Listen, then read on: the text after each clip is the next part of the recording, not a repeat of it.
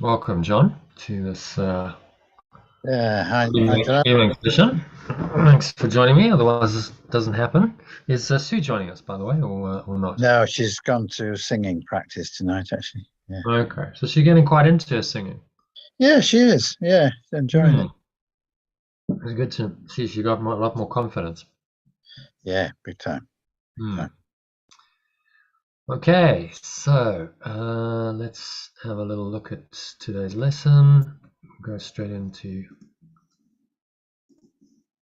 screen sharing mode. Okay, and then where are we? 18, Beyond the Body. Okay, there we go.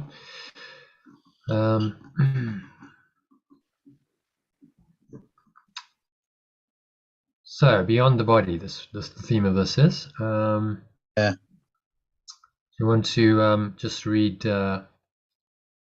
Let's read the translated version. Yeah, I'm just recapping that this is part of chapter 18, which is the passing of the dream. The passing of the dream. Going beyond the dream. Yeah. Yeah, that was the title of the whole chapter? Yeah. Hmm. Yeah. So he's talking about. Well, that's the overall theme, going beyond the dream, and yeah, that has sort of been a theme in the last, talking about the dream world. Okay, so yeah, I'm sure I did a translation. Maybe not. It's weird. I just did a whole load of translation on this. It's interesting. So where's it disappeared to? How did that happen? Right, because it's in that one. That's why. Okay. Never mind. We will just work it out. So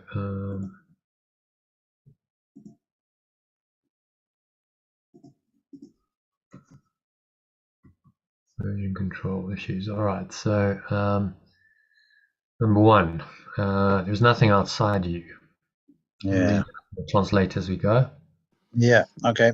There is nothing outside you. That is what you must ultimately learn, for it is the realization that the kingdom of heaven is restored to you. The kingdom of heaven being State of pure formless awareness. the state of pure formless awareness. State, the kingdom of pure formless awareness is restored to you. That is what you must ultimately learn, for it is the realization that the state of pure formless awareness is restored to you.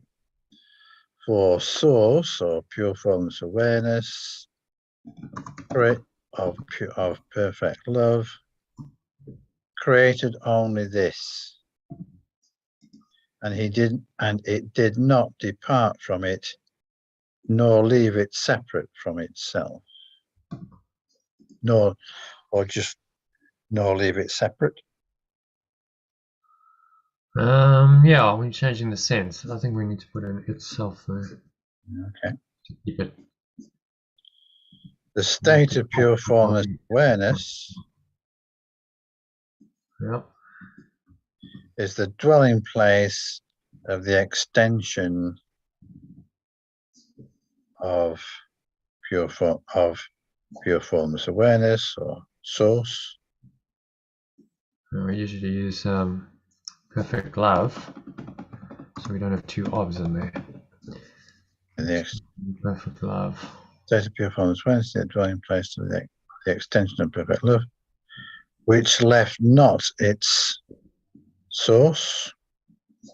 Yeah. Left not its source and dwells not apart from it. Perfect love. So let's change the who did not leave. Did not leave its source and Do you want who or do you want which? Which did not leave? Yeah, dwelling place extension of perfect love. I suppose we need to be consistent. If we're having extension as it, Yeah. did not leave its source and does not Does not dwell apart from. him, and maybe just no, and is not. It is not apart. Yeah. Direct is not apart from it.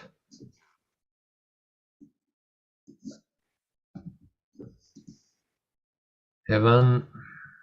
State of pure formless awareness is not a place nor a condition. It is merely an awareness that there is nothing else. Nothing outside this oneness and nothing else within. Yeah, it's merely an awareness of perfect oneness. So there is actually defined. Heaven is not a place or condition. It's merely an awareness of perfect oneness. Yeah. The state of pure formless awareness. The state of perfect oneness. And there's nothing, the knowledge that there is nothing else. Nothing outside this oneness. And an awareness of perfect oneness. And the knowledge that there is nothing else. Nothing outside this oneness. And nothing else within.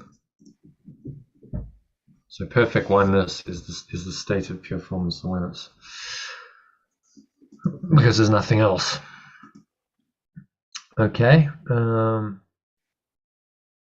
So any thoughts on that? Well, I think to summarize this one, it's saying there is nothing else. There is only pure formless awareness, and our journey is to go back to it, to realign ourselves with that. Yeah. Let's just have a look. For pure formless awareness created only, just read it from the top. That's always useful to do. There is nothing outside you. That is what you must ultimately learn. For it is the realization that the state of pure formless awareness is restored to you. For pure formless awareness of perfect love created only this. We want to change that to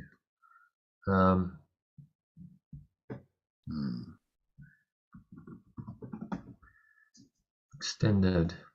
For pure formless awareness of perfect love extended only this. And it did not depart from it nor leave it separate from itself. The state of pure formless awareness is the dwelling place of the extension of perfect love, which did not leave its source and is not apart from it. The state of pure formless awareness is not a place nor a condition. And that should be or, shouldn't it? It is not a place or a condition. Yeah, it should, yeah. No, not a place or a condition. Merely an awareness of perfect oneness and the knowledge that there is nothing else. Nothing outside this oneness and nothing else within. Yeah. Okay. There's only oneness. So it's kind of defined heaven for us there. What heaven is, it's the knowledge that there's only this perfect oneness, there's nothing else, and we are not separate from that. We don't dwell in any way outside of that. The knowledge is just remembering that this is the truth, and the only truth. Okay, so happy with number one. Yeah, that's good with that. So let's just grab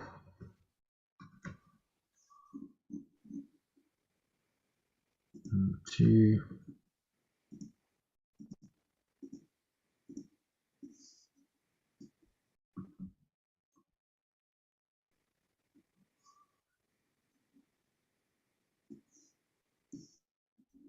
Okay, so let's just whack that in there.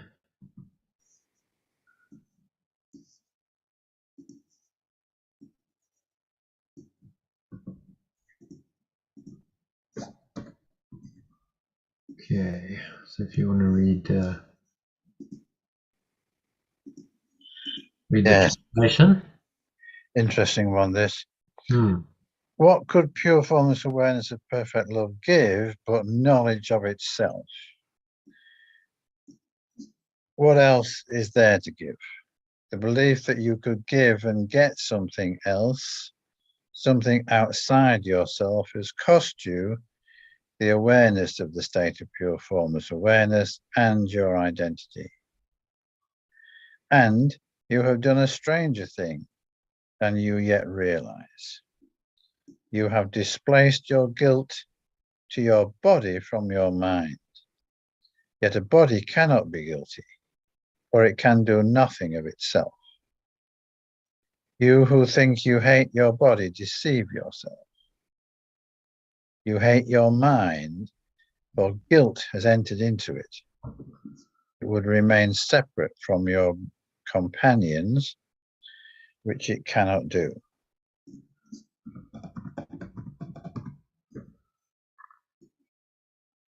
Would remain separate from your companion's mind, which you hate your mind. Should we keep mind? Hate your awareness. Yeah, I think let's keep mind there. The awareness doesn't really work. But guilt has entered into it. And it would remain separate from, so, and your mind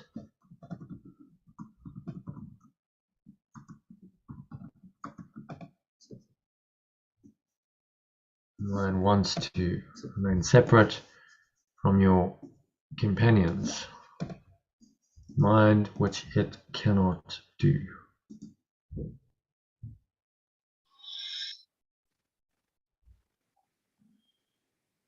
Okay, so any thought? Read it again.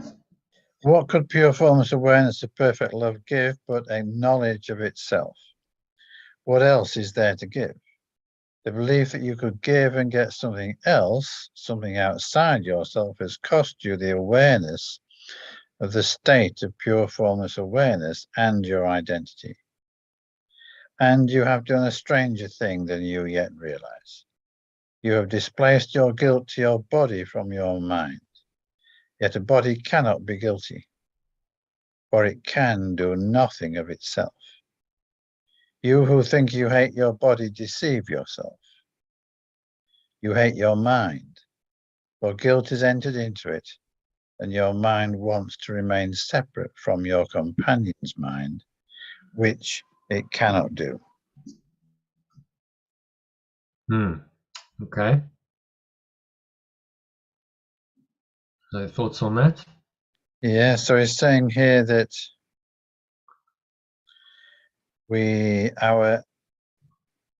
our belief that we can get something else ourselves by separating from pure formless awareness has cost us the connection with pure formless awareness and the fact that we have projected our feelings of guilt onto our body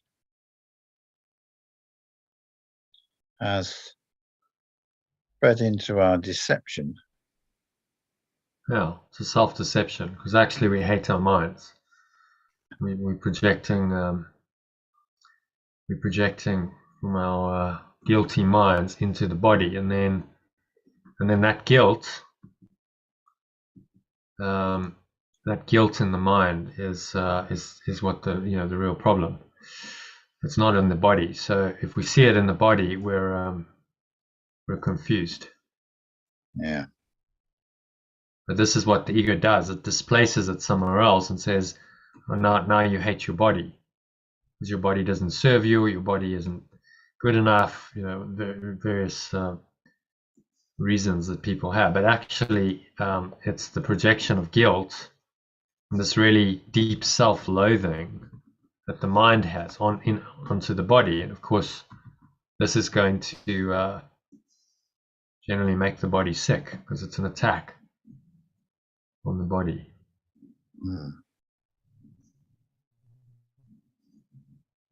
Okay, so happy with number 2. Yeah, yeah, that's good. Minds are joined, bodies are not. Sure, there's not Yes. much to translate in this. Let's So see. minds, capital minds, are joined. Oh, yeah, okay. So minds are joined, bodies are not. Only by assigning to the mind the properties of the body does separation seem to be possible. That's mind with a small m. Yeah. And it is mind, small m, that seems to be fragmented and private and alone. Its guilt, which keeps it separate, is projected to the body, which suffers and dies because it is attacked to hold the separation in the mind and let it not know its identity.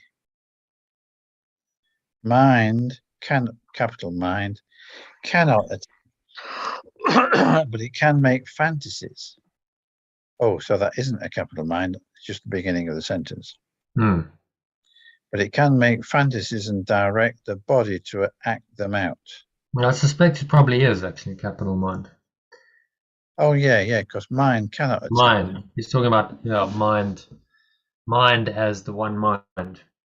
Yeah. Cannot really attack. It can make fantasies. But the capital mind wouldn't make fantasies, would it? No. So mind cannot attack, but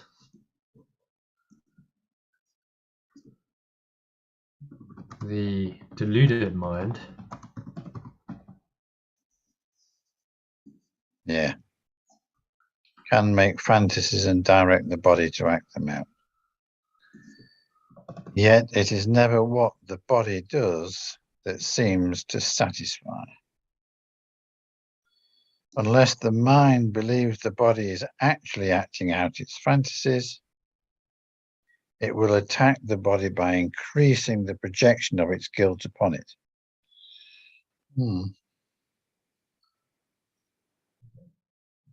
Okay, so what is he saying here in essence? Okay, so it's saying that minds, capital minds, are joined. It's only by splitting our individual minds off and creating the idea of the body that we generate separation and fragmentation, which is fed by guilt. And the consequence is the body has to suffer.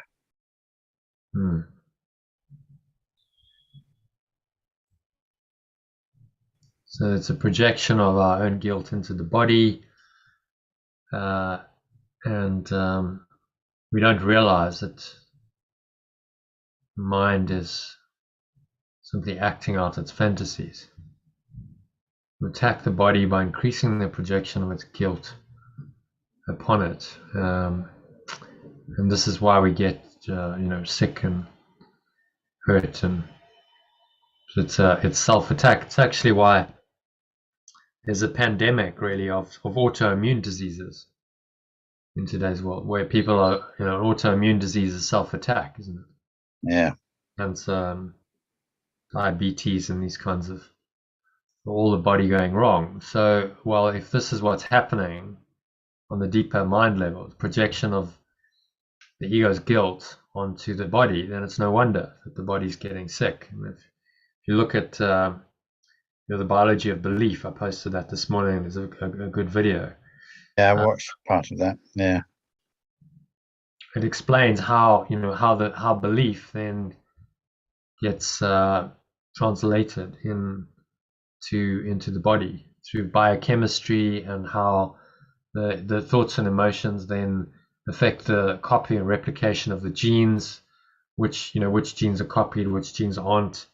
So you're not a victim of your genes. It's the thoughts and emotions, the environment within which the replication of cells happen, that's problematic. And if that's happening in an environment where there's a lot of stress, cortisol and adrenaline, then that changes the way the replication happens, because it unlocks the basically there's a protein sheath that's over the DNA. So the protein is unlocked by chemicals, and if there's lots of stress chemicals going on, it's going to unlock different parts of the gene, and it's going to replicate differently. So this is how it translates into the body. Our thoughts and emotions then get translated via the biochemistry into the body, and can absolutely make the body sick. And they're just starting to cotton onto that in medicine. So actually, you can't really have a model of the body independent of mind, because someone's mind is primary to their body's health and well-being. Their mind is not in a good state, then the body cannot possibly be in a good state. So it's instead of the separation, the fragmentation. I'll treat this part of the body. I mean, specialists, treat the kidney or the liver. It's like, actually, it's all mind. You need to have a holistic approach, and looking at any sickness in the body and saying, well, if I'm just projecting my guilt into the body, then it doesn't really matter what magic treatment I try and find. It's not going to work. I need to stop projecting my guilt into the body, because that's what's making the body sick. With that realization comes an awakening. I'm doing this to myself, so I can stop doing it. I'm not guilty. I'm not guilty of anything. This guilt is just a delusion. I'm not guilty. I'm innocent. I'm pure formless awareness of perfect love. And if you have that mindset, there's no guilt. So then the body will just do its thing, serve your purposes well, without all of the projection of guilt that the ego wants to use it for.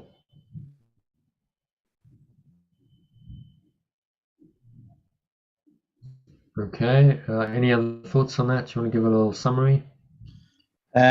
Minds, capital minds, are joined, but of course bodies are not, because bodies are part of the illusion and separate.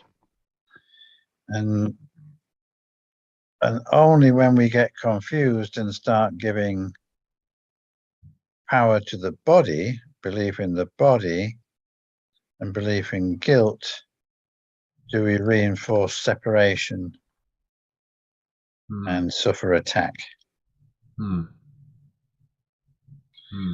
Mind, capital mind, cannot attack. It's only our deluded mind that does that.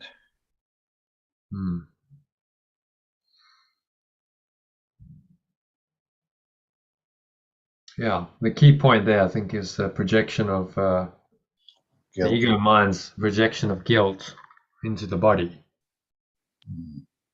To try and get rid of the guilt. The ego is always trying to offload the guilt somewhere. So other people are always a target, and it'll offload it into the body, and then make the body sick, which just reinforces the victim identity. It's separate identity. Well, if I'm sick, then I must be separate, you see, fragmented, private, and alone. So you see how the one reinforces the other. This is a thought system that is self-reinforcing. Guilt, fear, sin, attack, sickness all go together, as do letting go, healing, love, peace, and joy go together. So it's one thought system or the other thought system. Okay, yeah. So happy with number 3? Yep. Can move on.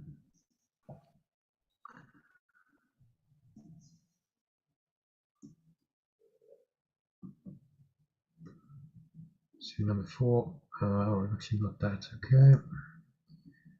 So let's do that.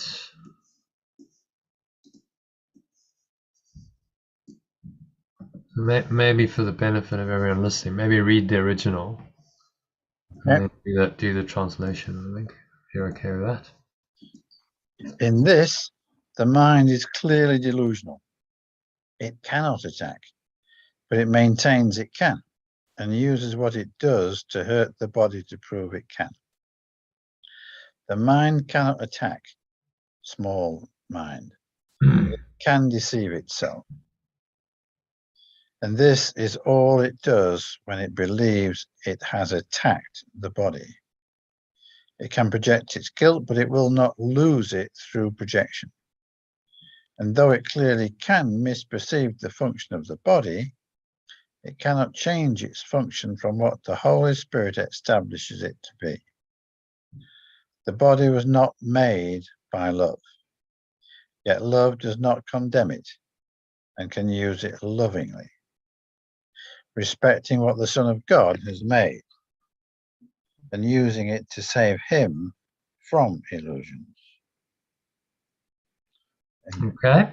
Nice. So, but yeah, nice message there. So really saying the body can be used by the Holy Spirit, although it's not made by, this God, your formless awareness of perfect love has no use for bodies. It's made by the Son of God and his delusion. It can now be used to save him from his illusions. And that's the best use the body can be put to. Okay, so let's do the translation. In this, the mind is clearly delusional. It cannot attack, but it maintains it can. It says it cannot attack. I mean, it can create illness, which is attack, isn't it? Yeah, the illness is self-attack. So it kind of, what he's saying here, it cannot really do it in truth. Now this thought system of attack is a complete delusion. It's not, nothing's really happening in truth. You can't actually attack your true self. You can't attack pure formless awareness of perfect love. So this is not possible. But it maintains it can. So we're living in a delusion that attack and therefore sickness and suffering are possible. So we maintain it. We maintain our minds can attack, and we hold that ability to attack dear in the ego. The ego cherishes that ability and uses what it does to hurt the body to prove it can. So here we have the proof of the ego in the body suffering. Well, look, I'm suffering. I'm separate. Clearly, I'm a body. I'm separate. I'm suffering, and other people aren't suffering. Therefore, I must be separate. And this thought system of separation and fear and attack is real, justified by what's happening to my body. Yeah. Yes, this all proves that the mind can attack. This is the proof the mind seeks. This is why it's engaging in the self-deception.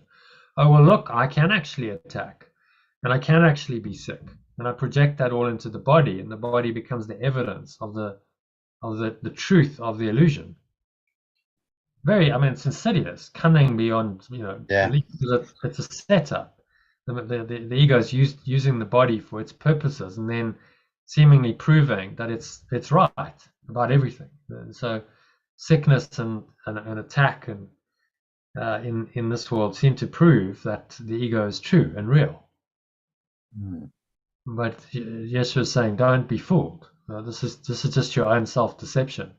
You're acting out of self-deception, using the body for deceptive means, and then saying, well, yes, because I believe this, and now I can see the evidence in my body, therefore it must be true. But the underlying thought is not true. It's all a delusion that you're just acting out in a self-deception. When you see it clearly, which is what he's trying to get us to do here, I mean, you just go, that's just ridiculous. Why would I do that? Why would I attack myself and cause myself pain and suffering and sickness and death?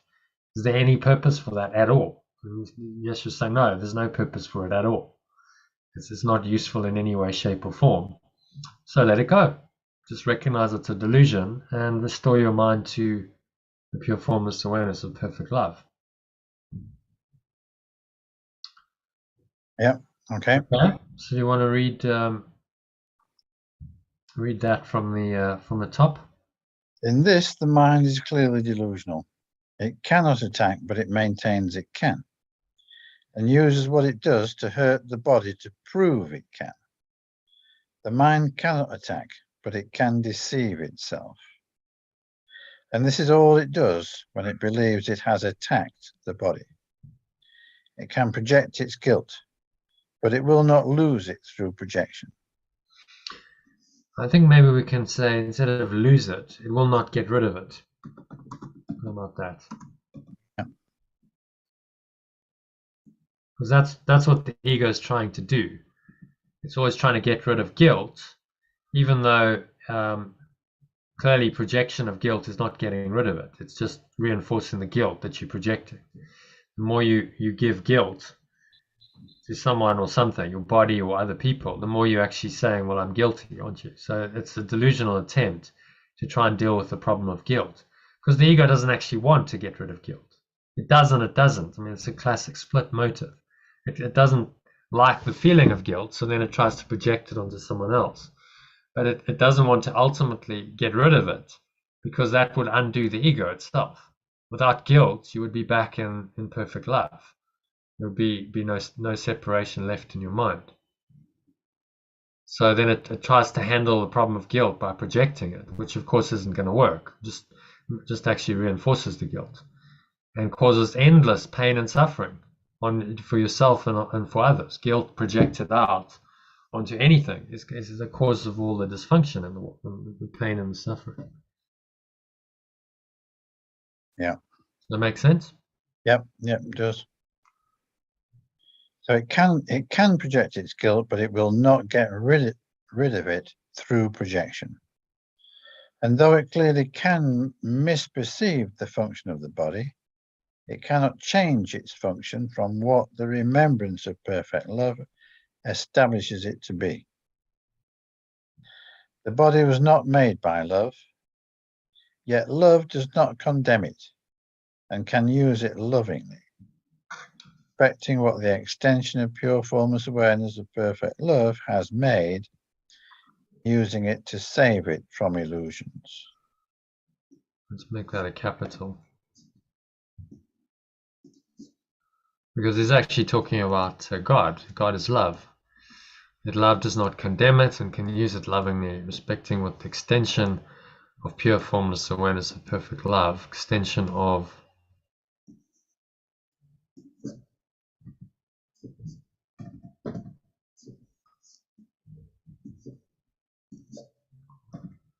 perfect love is made, and using it to save it from illusions. So this is the Holy Spirit's reinterpretation of the body. It's not used for projecting guilt. It's not used for attacking. It's used only to save us from our illusions. So it's part of our awakening process. In order to learn our lessons while we're here, we need a body to seemingly carry us through life while we're learning those lessons, and through the body to give us some experiences that we can learn from. If you didn't have a body, you couldn't have the experience of being human and have all the lessons that entails, could you? No. So this is the kindest interpretation of the body. They're not saying do away with the body, don't try and I think chapter 2 he talks about the unworthy form of denial, of trying to absolutely deny the body while you're seemingly in it. He said that's virtually impossible, because it's so like, well, so it doesn't matter what I do, I seem to be in it while I'm in this time-space illusion. So instead of trying that, which is going to cause you a lot of distress, to try and completely deny the body and all of its functions and needs and so on, you simply say, well, this Holy Spirit, perfect love, is going to use it functionally, so the body can carry me through my life. It can help me have the experiences I need to have to learn from. It can be used as a communication device. I think that was clear when we did those 2 sections on the body in chapter 8.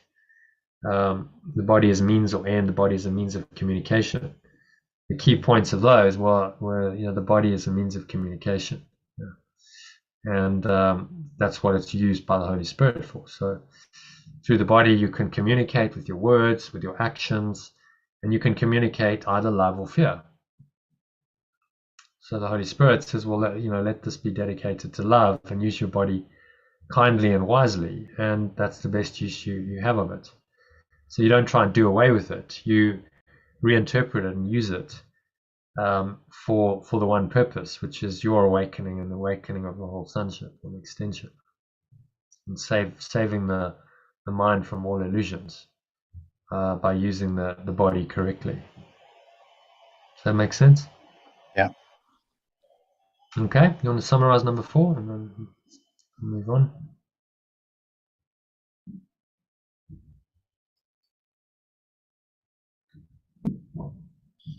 So the mind, small mind, thinks it can justify its existence through the body and project its guilt onto the body by attacking it.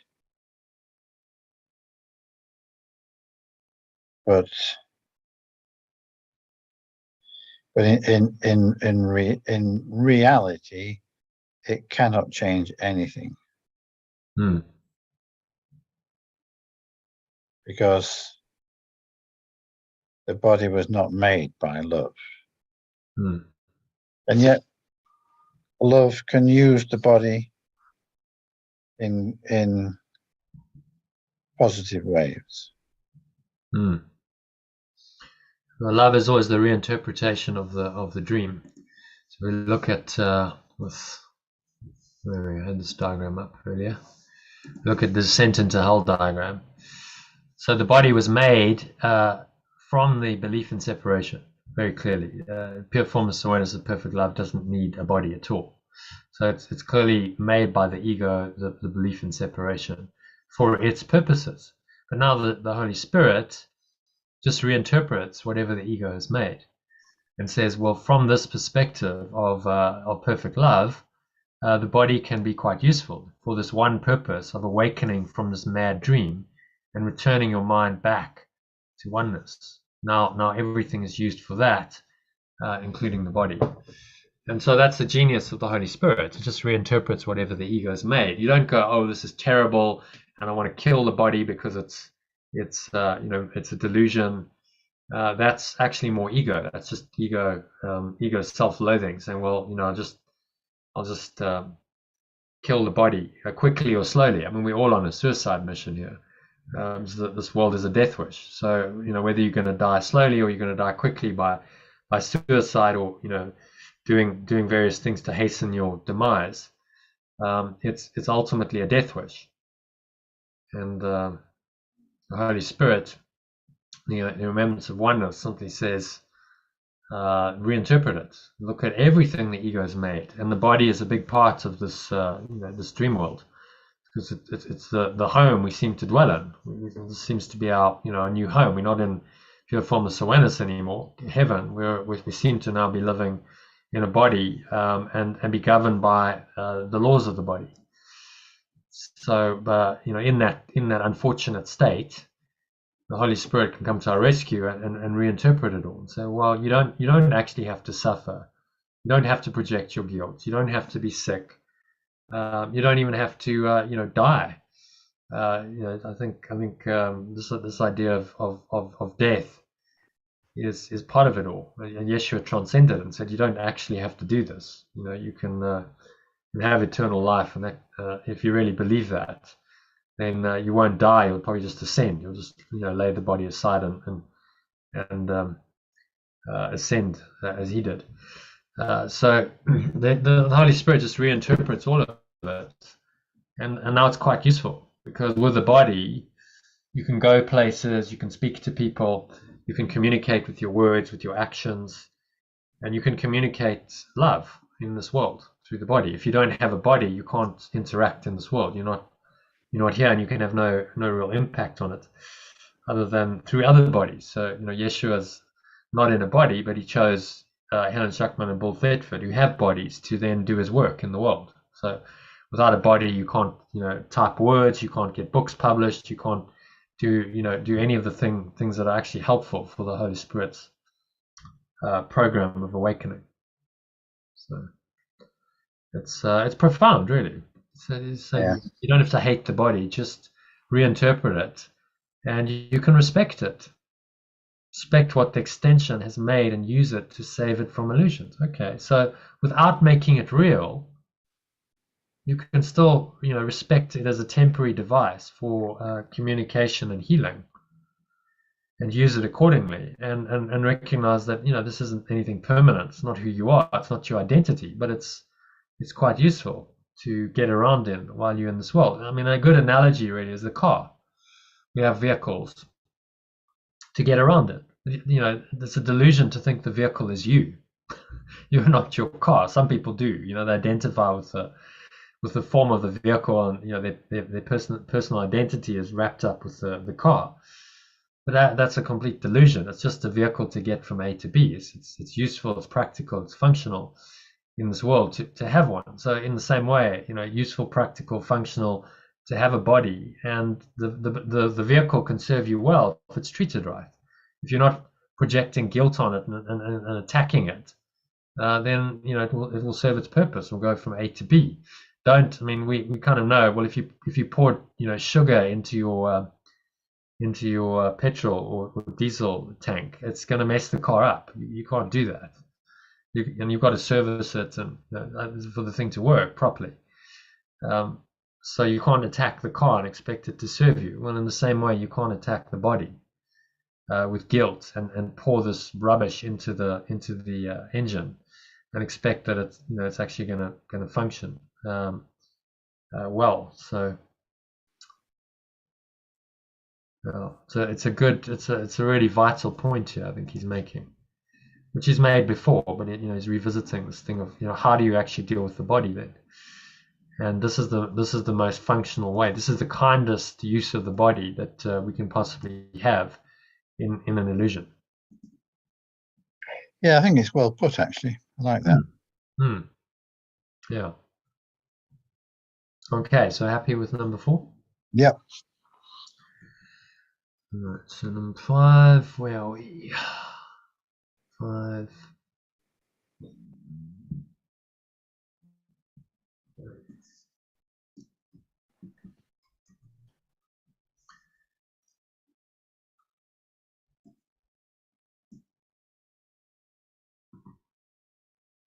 And there's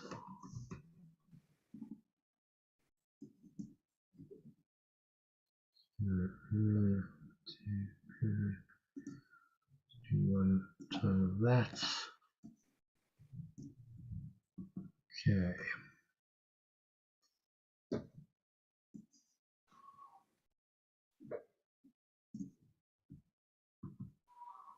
All right then. So if you read the original and then read the translation. Would you not have the instruments of separation reinterpreted as means for salvation and used for purposes of love? Would you not welcome and support the shift from fantasies of vengeance to release from them? Your perception of the body can clearly be sick, but project not this upon the body. For your wish to make destructive what cannot destroy can have no real effect at all. What God created is only what he would have it be, being his will. You cannot make his will destructive. You can make fantasies in which your will conflicts with his, but that is all. Okay. Yeah, pretty profound stuff, really. Yeah, it all is. All right, so we do the translation. Would you not have the instruments of separation reinterpreted as means for awakening? Yeah. And I think let's change. I'm just trying to change these woulds to do you not want. Yes, that's better. It's more direct. Do you not? Do you not? Do you not want? want. You have. Because really, in the end, this comes down to your desire. What do you want? That's Yeah. what the miracle is. It's I actually want at one-ment. I want to be one, rather than separate. That's the core of it. So, what do I want? Do you not want to have instruments of separation, which the body is one of those prime instruments of separation, reinterpreted as means for awakening and used for purposes of love? Would you not welcome and support the shift from fantasies of vengeance to release from them? Your perception of the body can clearly be sick, but project not this upon the body. For your wish to make destructive what cannot destroy can have no real effect at all. Okay, so let's translate a bit of this. So do you not want to welcome and support the shift from fantasies of vengeance to release from them? Again, question. The perception of the body can clearly be sick, but project not this upon the body. Okay, so again, but do not project this upon the body. Yeah. Just much clearer language, isn't it? Project not as opposed to do not project. Saying exactly the same thing. Your wish to make destructive what cannot destroy can have no real effect at all. So you can't really do anything. Your fantasies of destruction seem to be real to you, but can have no real effect at all because pure formless awareness of perfect love is still there. It's never gone anywhere. Just denied from your own awareness. Okay, so What pure formless awareness of perfect love created extended is only what it would have it be, being its will. You cannot make its will destructive. You can make fantasies in which your will conflicts with its, but that is all.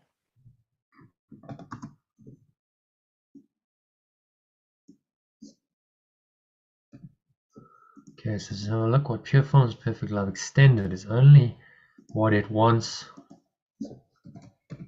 it to be, being its will. We'll make that a capital because that second it is the extension. Being its, instead of will, should we change that to awareness? Being its awareness. Yeah. There's only one awareness, so how can it be out of accord with that awareness? That's it. There's only one awareness. You cannot make its awareness destructive.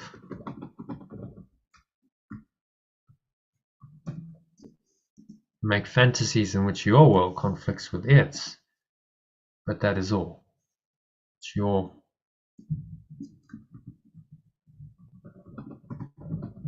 awareness seems to conflict with your awareness seems to conflict with its, but that is all you can do. Okay, so you want to read it from the top. Do you not want to have the instruments of separation interpreted as means for awakening and used for purposes of love? Okay, understand that? Yeah. Do you not want to switch from separation to oneness? I have these instruments of separation. This is the genius of the spirit. The instruments of separation, like the body, which were made by the ego, the belief in separation, are just reinterpreted, and that's what all the Holy Spirit's doing. And then used as a means for awakening from the belief in separation, and used for the purposes of love. Yeah. Okay, next one. Do you not want to welcome and support the shift from fantasies of vengeance to release from them?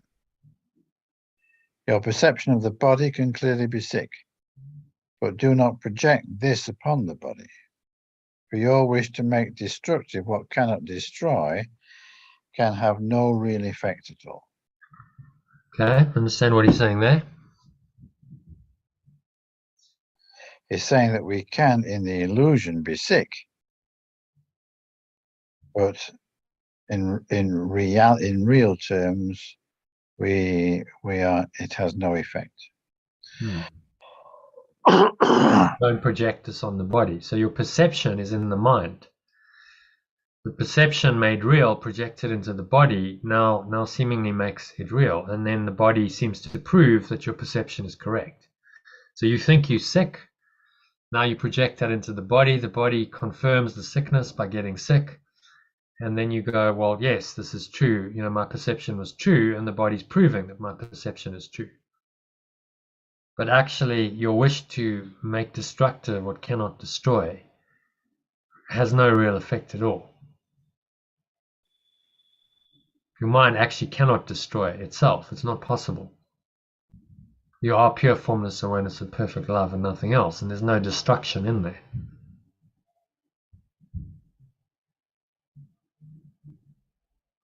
Okay, happy with that?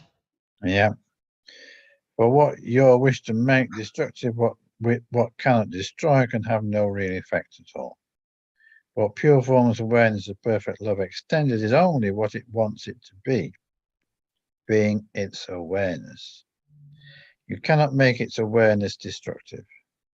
You can make fantasies in which your awareness seems to conflict with its, but that is all. Maybe here we could say with for pure formless awareness of perfect love here.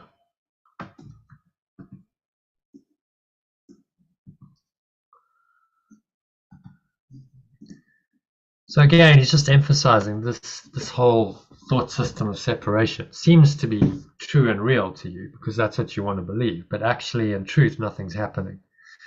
And pure formless awareness of perfect love, which cannot destroy, cannot harm in any way, is still there, underlying all of this madness, just waiting for you to recognize it, to realize that this is actually the truth. So, summary of that. You want to go try a little summary of that? What's he saying there in essence?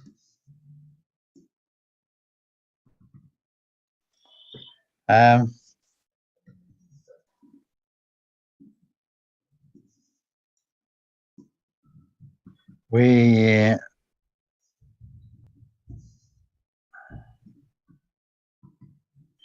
can think that we are in control and projecting our guilt and justifying our victimhood, but in reality, we are doing nothing. Yeah.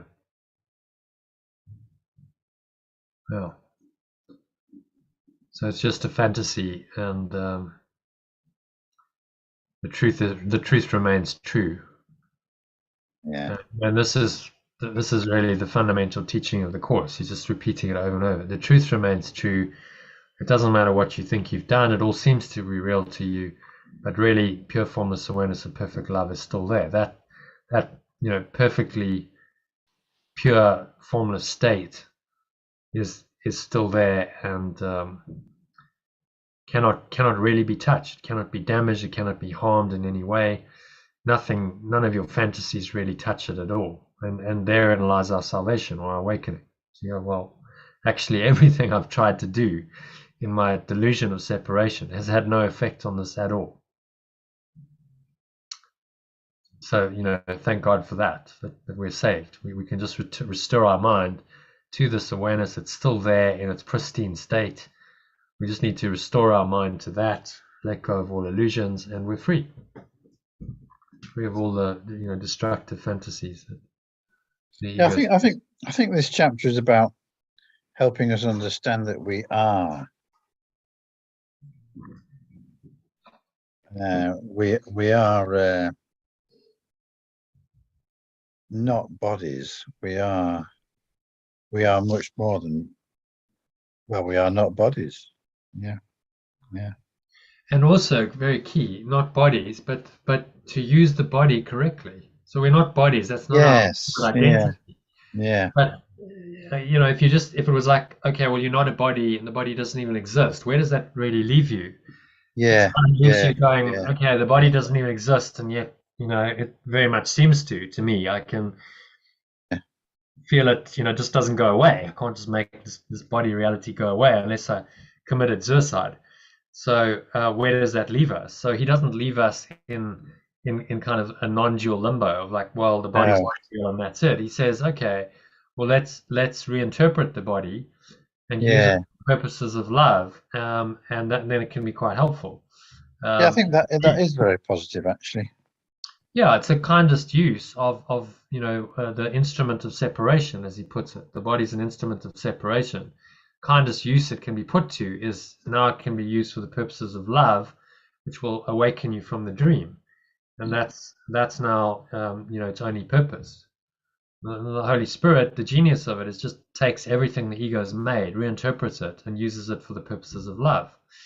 And then you can have a happy dream. The body can be very healthy. It can be functional, a functional instrument to kind of carry you through the dream world.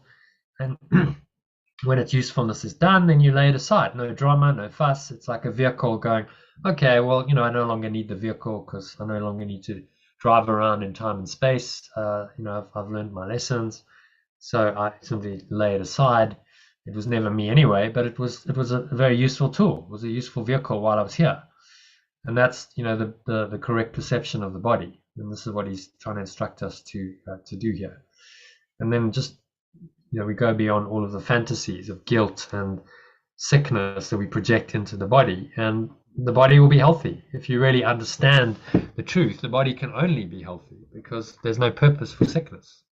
You're not trying to use the body to confirm a separate identity anymore.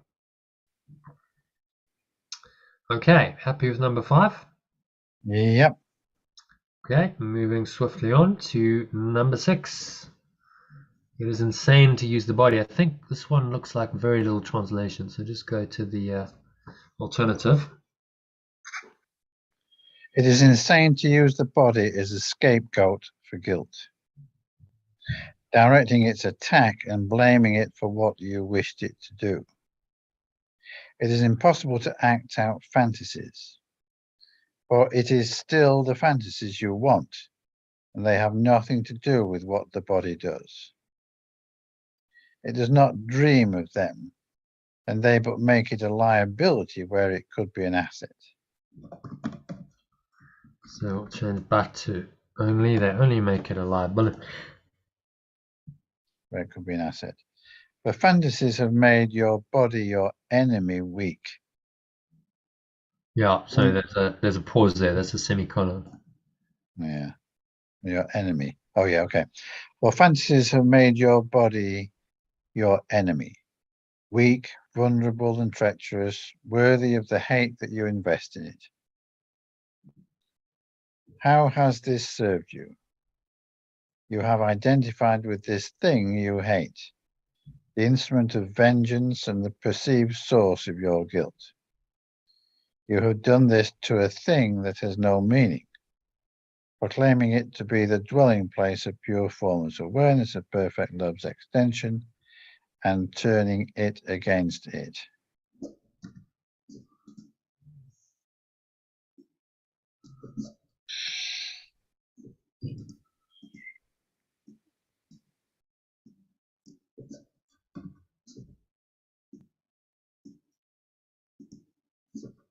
No, I think this one should be its source, turning it against its source, because that's what he means.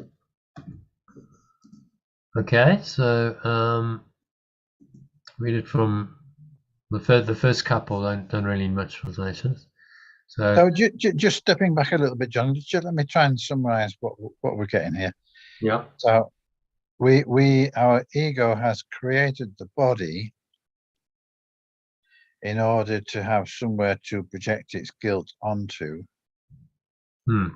And so the body is serving the purpose of receiving this projection, yet the ego doesn't want to acknowledge that it's a projection, because that would, it doesn't want to acknowledge the projection because it's trying to get rid of the guilt. It's trying to get rid of the guilt, but it doesn't really want to get rid of the guilt, you see? Because if it gets rid of guilt, then it goes. Guilt underpins the idea of separation, separate self-identity, doesn't it? So in the illusion, we can appear to damage to get ill, and we might seemingly have good reason to be ill, but that is just the result of some sort of perverted projection. Whereas the guilt in the mind, because actually guilt is intolerable for the mind. So the mind's then, well, I need to offload this somewhere. Well, one of the obvious places to offload it is into the body. Yeah. So now, instead of the mental anguish of guilt, you have the physical distress, the physical sickness that the body's experiencing, and that's more acceptable to the mind, to the ego mind, than the guilt, because it can't stand guilt, even though guilt underpins its identity. Yeah. Whereas if we view the body through love, we can in fact use the physical body as an extension of love, and as an extension of loving communication. Yeah. Use it as a means of communication. If you recall those previous chapter 8, I think body is a means of communication. It becomes a way you communicate love in this world. So love can get translated through the body into words and actions that are now helpful to yourself and to others. Yeah. Identified with this thing you hate, the instrument of vengeance and the perceived source of your guilt. So if the guilt's then projected onto the body, you now have a perceived source of guilt in the body, even though it's actually a projection of the mind. So it's a self-deception to then see the guilt in the body, because the body does nothing. The body is neutral. It's what the mind invests in the body that's the problem. So you've done this to a thing that has no meaning. There's nothing I see means anything. It's it's an illusory construct of the mind. It has no ultimate meaning. Proclaiming it to be the dwelling place of perfect love's extension and turning it against its source. So turning the extension against its source. So now apparently the extension of pure formless awareness is opposed to the source of it, which is the ego's delusion that this is possible.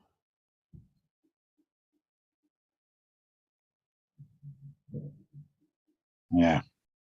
Okay, any further thoughts on that? I think you've done a reasonable summary there. Yeah, no, that's good. Yeah. So all of the weakness in the body, it's not the body. People say, oh, well, my body's weak, or my body's sick, or my body wants this. All of that's delusion. It's the mind that wants it. And so it's always to bring it back to mind and say, well, what's the intention that I'm projecting into the body? Body has no intelligence of itself. It's all mind.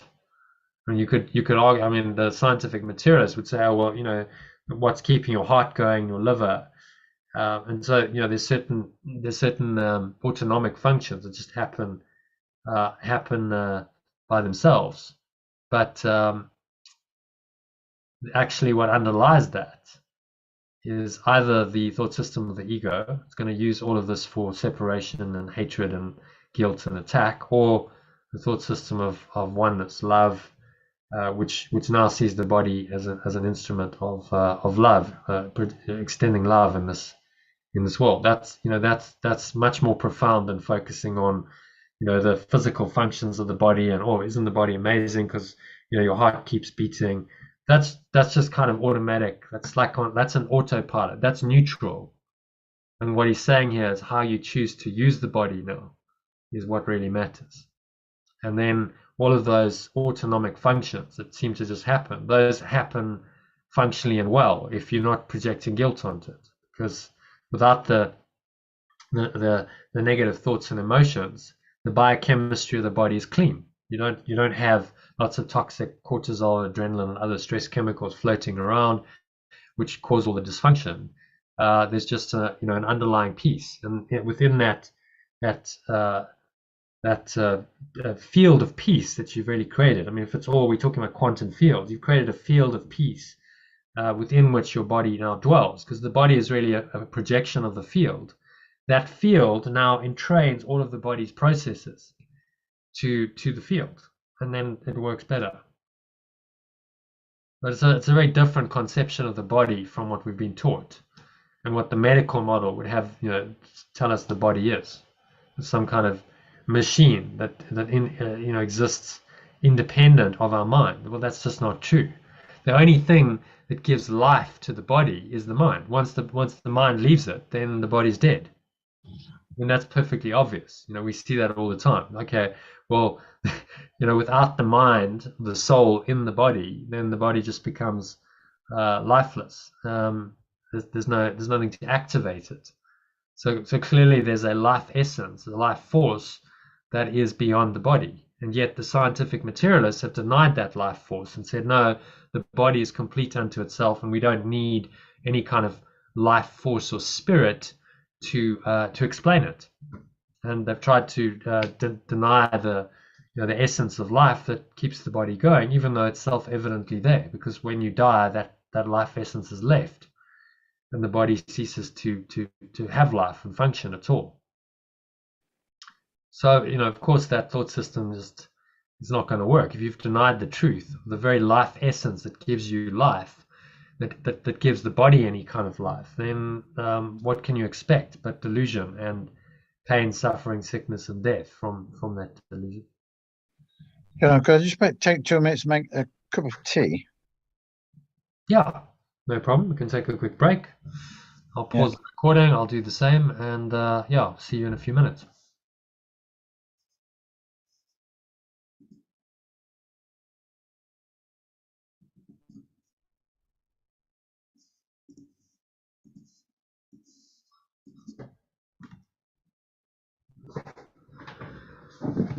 Okay.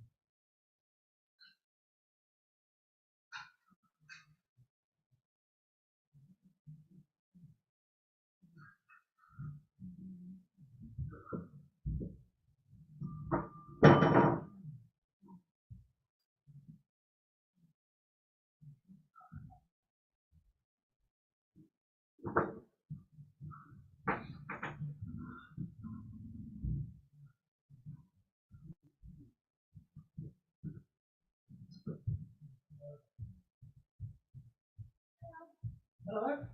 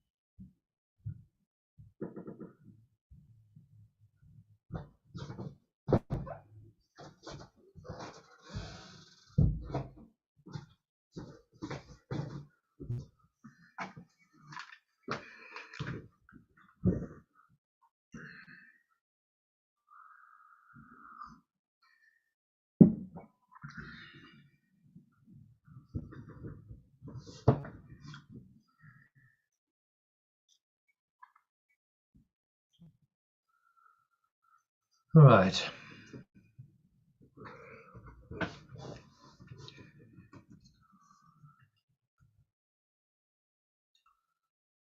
So let's do the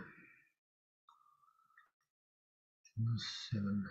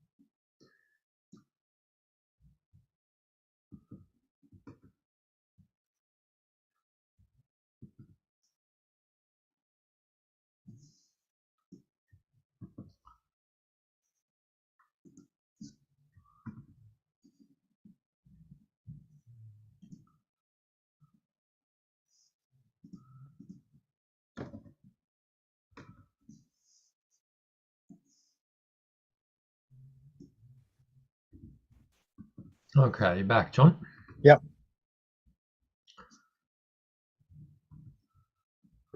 All right, so let's continue with number 7, I think. Yep. Start the recordings again.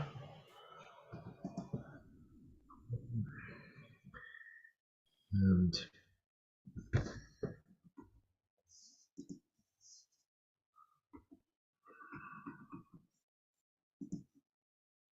okay, so paragraph 7. This is the host. If you want to read the original and then go to the translation. This is the host of God that you have made. And neither God nor his most holy Son can enter an abode that harbors hate. and where you have sown the seeds of vengeance, violence, and death. This thing you made to serve your guilt stands between you and other minds. The minds are joined, but you do not identify with them. You see yourself locked in a separate prison, removed and unreachable, capable of reaching out as being reached. You hate this prison you have made and would destroy it, but you would not escape from it, leaving it unharmed without your guilt upon it. Okay, bit of translation there. Yeah, interesting one. This is the host of pure formless awareness of perfect love that you have made. And neither pure formless awareness of perfect love nor its most wholly aware extension can enter an abode that harbors hate. And where you have sown the seeds of vengeance, violence, and death. This thing you made to serve your guilt stands between you and other minds. The minds are joined, but you do not identify with them. You see yourself locked in a separate prison, removed and unreachable, incapable of reaching out. Should it be as incapable of reaching out as being reached? As of being reached. Incapable of I think reaching. it's an of there. Oh yeah, okay. As of being reached, yeah. You hate this prison you have made and would destroy it, but you would not escape from it, leaving it unharmed without your guilt upon it. So you would not, you do not want to escape from it, leaving it unharmed. Leaving it unharmed and without your, let's put an N there, and without your guilt upon it. And without your guilt upon it projected.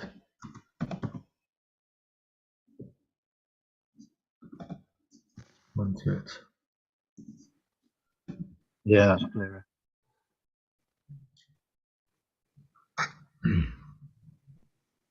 Are you moving? Cup of tea, actually.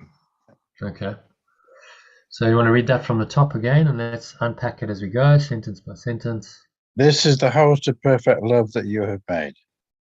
Neither pure formless awareness of perfect love nor its most wholly aware extension can enter an abode that harbors hate and where you have sown the seeds of vengeance, violence, and death. Okay, pretty clear. Yeah, it's saying that. Yeah, so host of perfect love. So this is the host of God that you have made. Right. So the host of perfect love. So this is the host is kind of the mind that holds this. Yeah. Awareness. Host. Let me keep host. Should we have a translation for host? This is the host. How about this is the belief structure? The host of perfect love. So he's talking about the mind, really. How about this is the awareness? This is the awareness. The unaware mind. The awareness within which.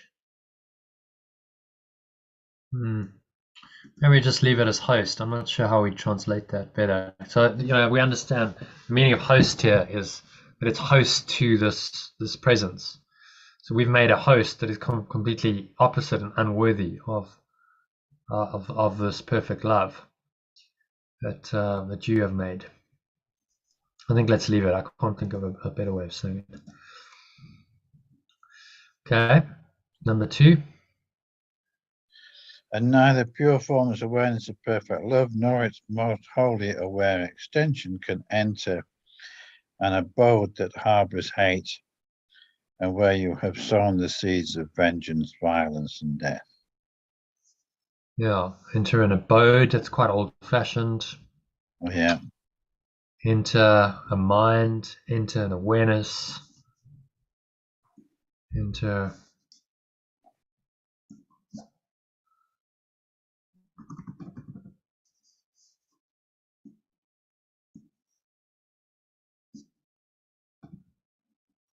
a mind that harbors hate, and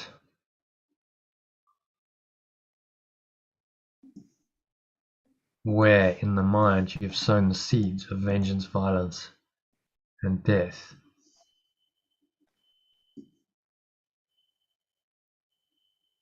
And where and in which? In which, yeah.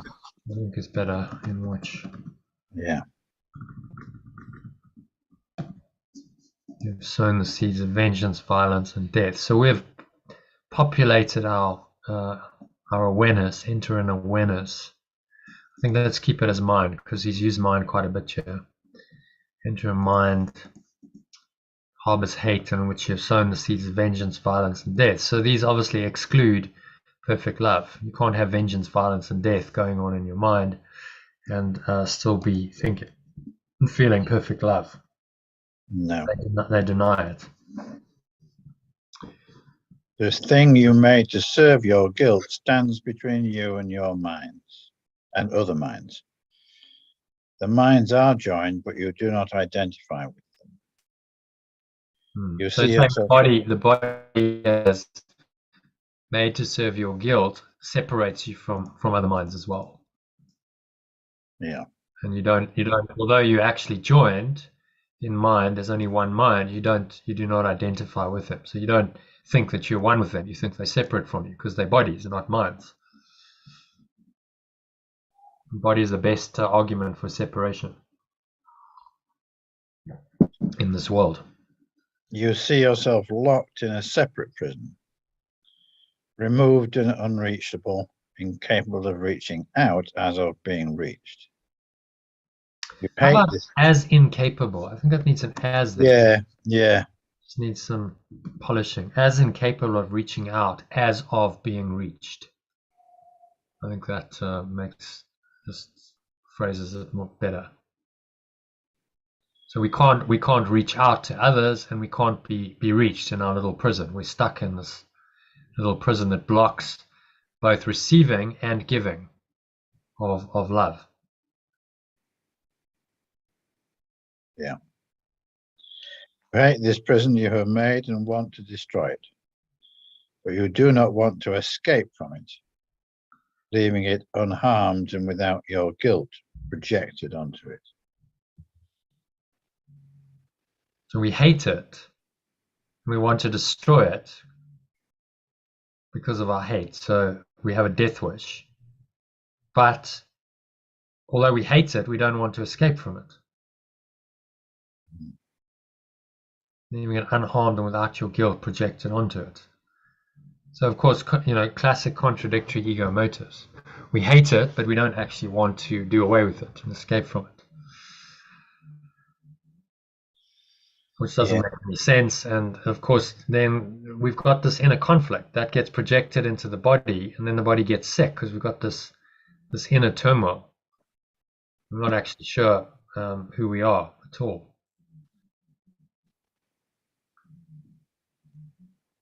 Okay, so give a little summary of that. What's he saying in essence there in that paragraph? So we have made a body in which we think we exist and which we like to project guilt onto. And we like to think we can, we like to think that we'd escape, we want to escape from it, but at the same time, we couldn't bear to escape from it. Yeah, and then a key point here is we see ourselves locked in a separate prison. Mm. So we sow the seeds of vengeance, violence, and death in our mind. That gets projected onto the body. We see ourselves locked in the separate prison that is just a projection of our mind, and incapable of reaching out to others. So we feel separate and alone, and we can't be reached by others or by the spirit. We actually hate this prison that we've made, and we want to destroy it. So our hatred demands destruction. But the option the ego is not giving you is escape from it. Escape from it, leaving the body behind, leaving this entire world behind, is the only way out. That's enlightenment. And the ego doesn't want you to see that as an option. So the only options in the ego's twisted viewpoint are suffering, continue suffering in the body, or destroy the body. So suffering was suicide, basically. It's not a good range of options, really, is it? At all. And the Holy Spirit says, no, but wait, there's another option. You can actually just see the body correctly as the instrument of love it is. You can allow love to use it, and you can use the body to correct your mind, to heal your mind of guilt, to help others heal from guilt while you're here. And that's the only reason why you are here, is to heal your guilt and let it go. And the body can be pretty useful in the service of that if you give it that purpose. Mm. Mm. So the instrument of destruction and vengeance and violence and sickness and death becomes the instrument that's used for your awakening, which is brilliant, really. And so it's just got such a nice feeling to it. Like, okay, so we've made this body, and the Holy Spirit can use it for its purposes while we're here, and so we can stay here for as long as we need to and have a happy dream. We don't need to try and destroy the body or kill ourselves to get out of the dream. These kinds of delusional ideas can populate the minds of spiritual seekers and go, well, why don't I just end it then? Because yes, you're saying the body can be really useful in this at-one-ment process, and you can be really useful for the rest of your remainder of your life. So you're here for a purpose. While you're here, let the Holy Spirit give you your purpose, and this will bring you happiness and joy, and you can actually be quite happy and fulfilled doing the will of God while you're here. And eventually you'll leave it. It's not permanent. Thank God for that. But while you're here, you can fulfill your function really well and use the body, and everything that the ego's made in service of that one overriding function of at-one-ment. So yeah, just really amazing teachings. And well, this is how you perceive the body. Very interesting, because I've been. Hmm? I have the option of having an operation on my prostate in November, and I've been a little bit iffy about it. But as I'm reading this, it's coming to me that actually it's worth doing, because it's going to alleviate certain things, certain conditions, certain symptoms, and it will enable me to communicate better.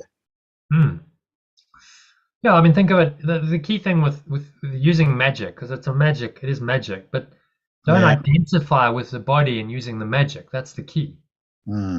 So you take your car in for a service or a tune-up or fixing. You don't go, that's me.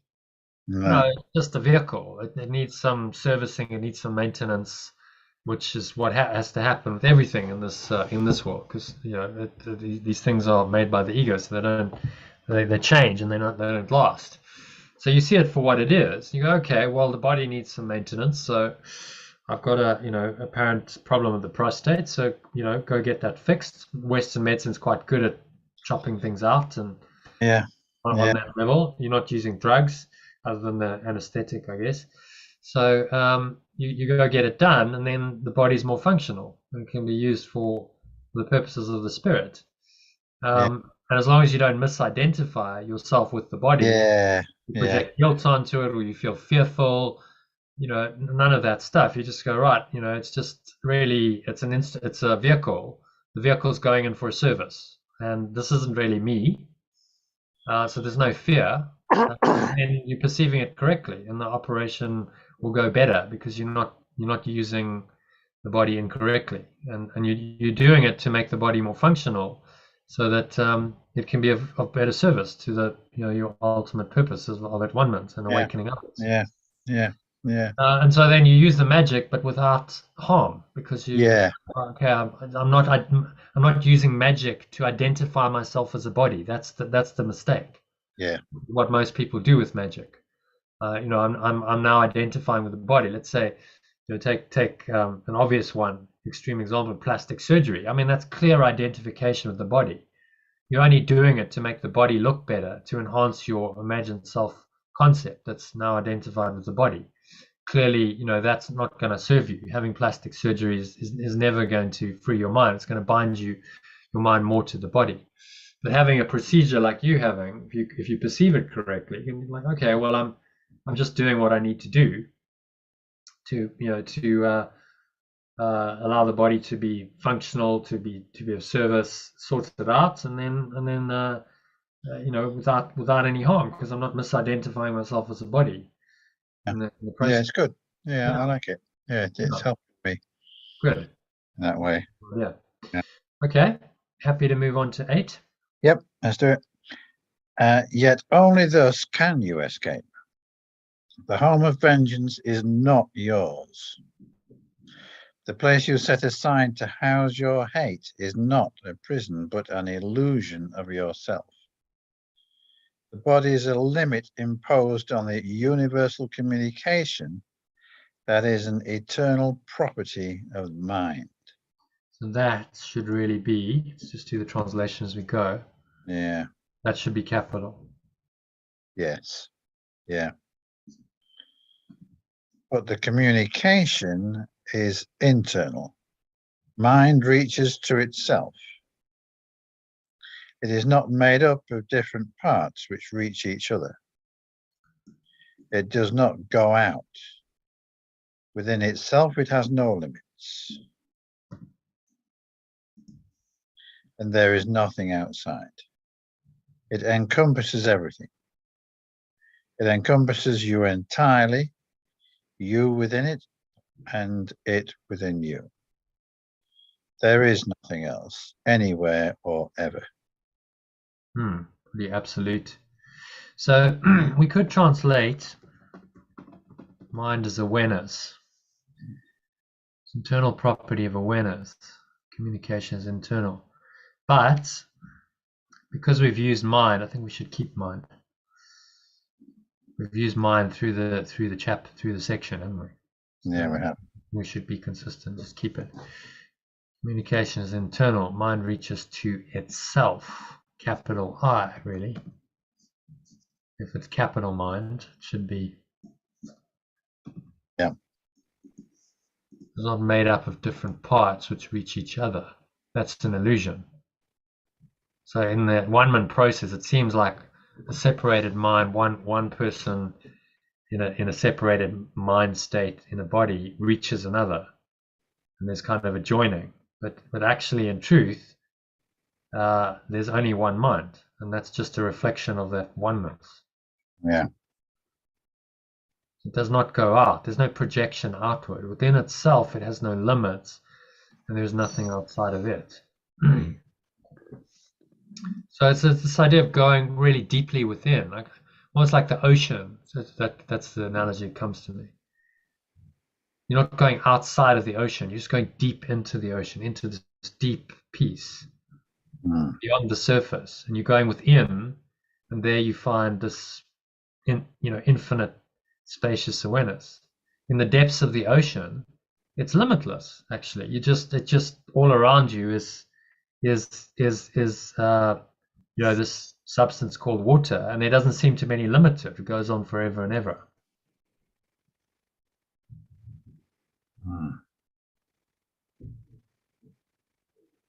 So this is what he's trying to communicate.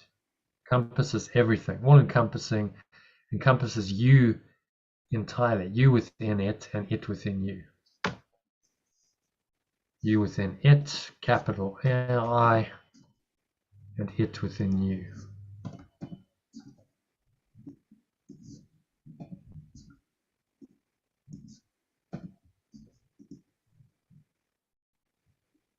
There's nothing else anywhere or ever. So a pretty absolute statement of truth. He's saying there's only this mind, there's only this awareness, that's all there is.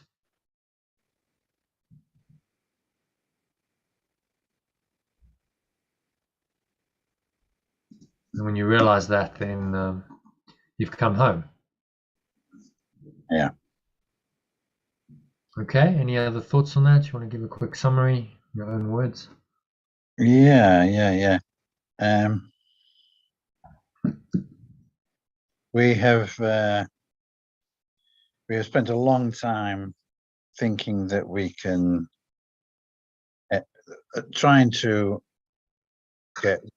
trying to project guilt onto the body and use the body,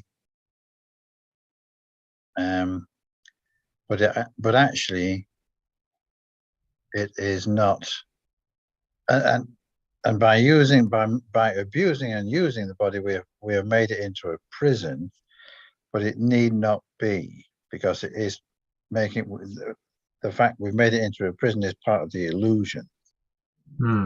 And it does not need to be such. It can be used as a means. Well, it can be used in the sense of universal communication with all minds.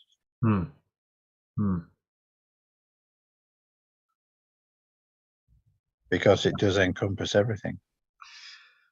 Yeah, so I think for me, if you go into that awareness, you're in the depth of it. You're in this pure formless awareness of perfect love. It's infinite and eternal.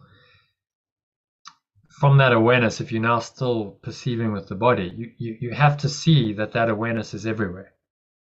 That this is the underlying awareness. We're actually living in the sea of this awareness. Apparently on the surface, and it's choppy, and this is the appearance, the illusion. But just go a little bit deeper, take your perception deeper, go under the surface, and you see that underlying all of the choppy waves that seem to happen here, there's this infinite depth, and you start to perceive that in everyone and everything. But underlying it all is the deepest level of mind.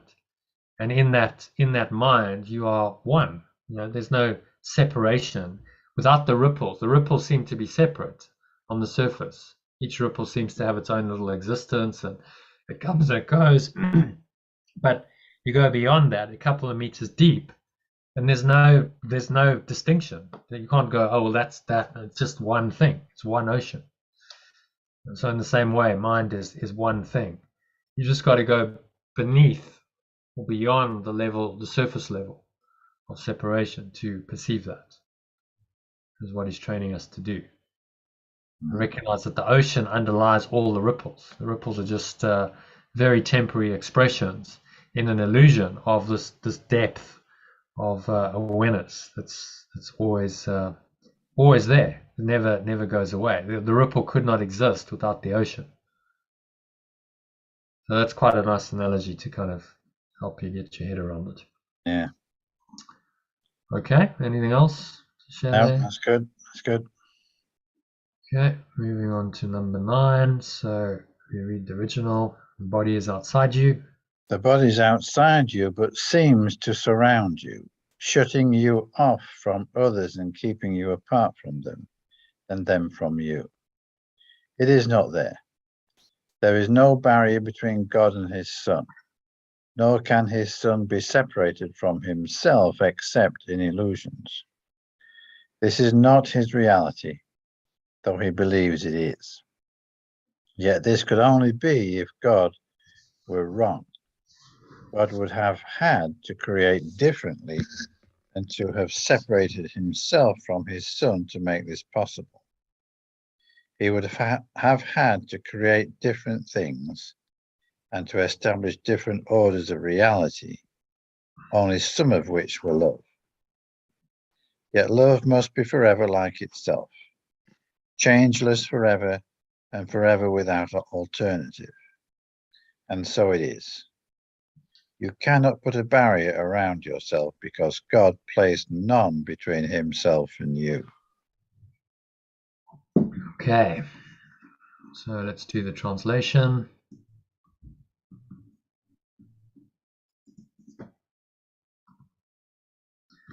Alternatively, The body's outside you but seems to surround you.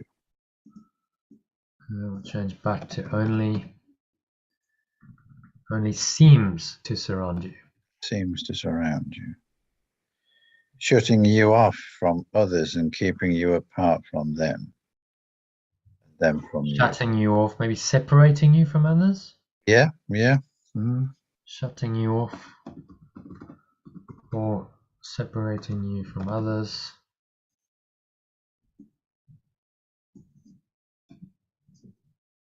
Shutting you off. I don't understand what he's saying there. This kind of visual image there. What do you think? I quite like shutting off, actually. Yeah, I think let's keep it. Shutting you off from others and keeping you apart from them. And them from you. It is not there. There is no barrier between pure formless awareness of perfect love and its extension. Nor can its extension be separated from itself except in illusions. This is not its reality. I think we want a capital R there, do we? Though he believes, yeah. though it believes it is. Yeah. Reality. I think maybe let's keep it small because reality small implies it can go either way. Yeah. Not its reality, though he believes it is. So and the he needs to become an it because it's the extension. Yeah. It believes it is. So reality seems to be small r, but actually it's big R. So we only use capitals where it's an absolute, it's absolutely referring to the transcendent reality.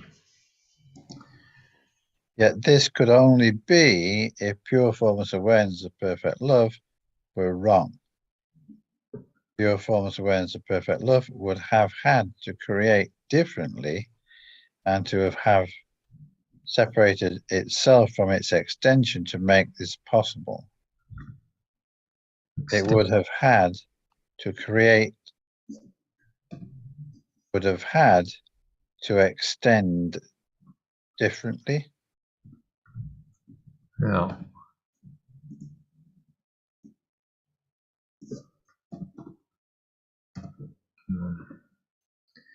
You would have had to create different things to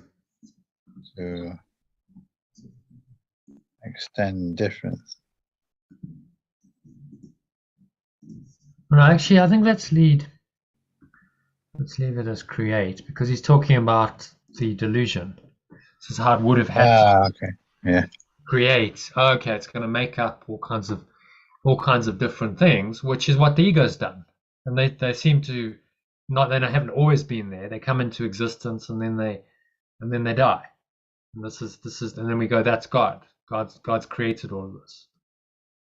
And he's saying, no, this cannot be. We've had to create different things and to establish different orders of reality. Only some of which were love. Yet love must be forever like itself, changeless forever and forever without alternative. And so it is. So love needs to be capital because, again, you're referring to the truth. It's just another word for the ultimate truth.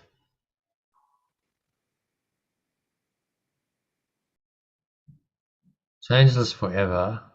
Forever without alternative. And so it is. You cannot put a barrier around yourself because pure formless awareness of perfect love placed none between itself and you. No. There's no barrier. You can't. How can you have barriers and separation when the awareness, pure formless awareness of perfect love and its extension are one? It's the same awareness, one awareness. How is it possible then to put a barrier around yourself? Create a body that seemingly separates you from others and from your source.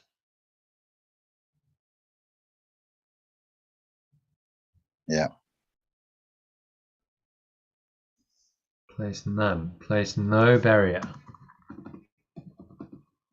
How about that? Between itself and you.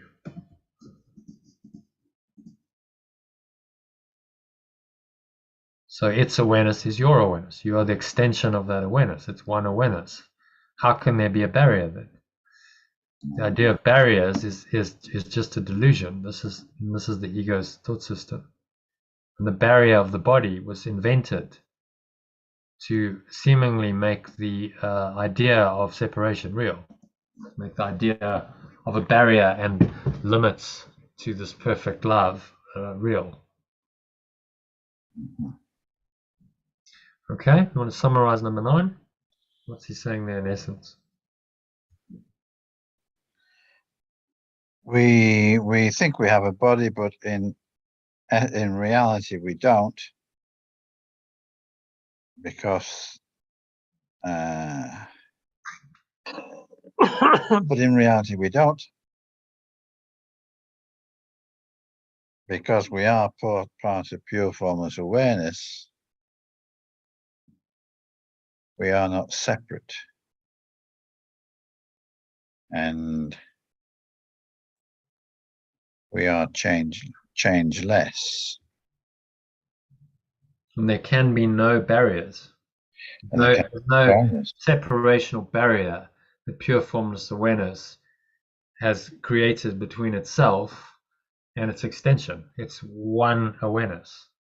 Yeah. How can you then put a barrier around yourself and say, well, this barrier, being the body, seems to separate me from my source and me from the extensions of the source, all these other bodies? How can you really do that? You can't really do it. So hence it's a delusion. Illusion, delusion, pure formless awareness of perfect love. Place no barrier between itself and you. So when you recognize that, you realize that, you go, well, the body serves no useful function at all. It's just a barrier between myself and my source, and between myself and the extensions of the source that seem to be other bodies. And I don't want it. I don't want any more barriers. I want just pure formless awareness of perfect love with no barriers, no limits, complete, whole, perfect. And it awaits me. It's there. It hasn't, because it never really changed. The idea of separation is untrue in all of its forms.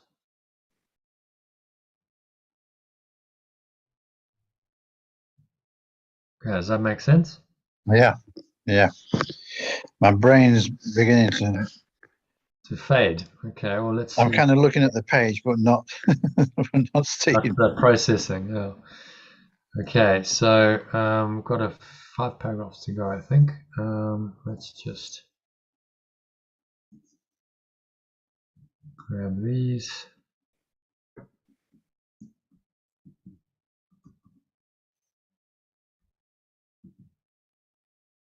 Okay, so there's the number 10. If you want to read. You can stretch out your hand and reach to the state of pure. Are we going to read the original?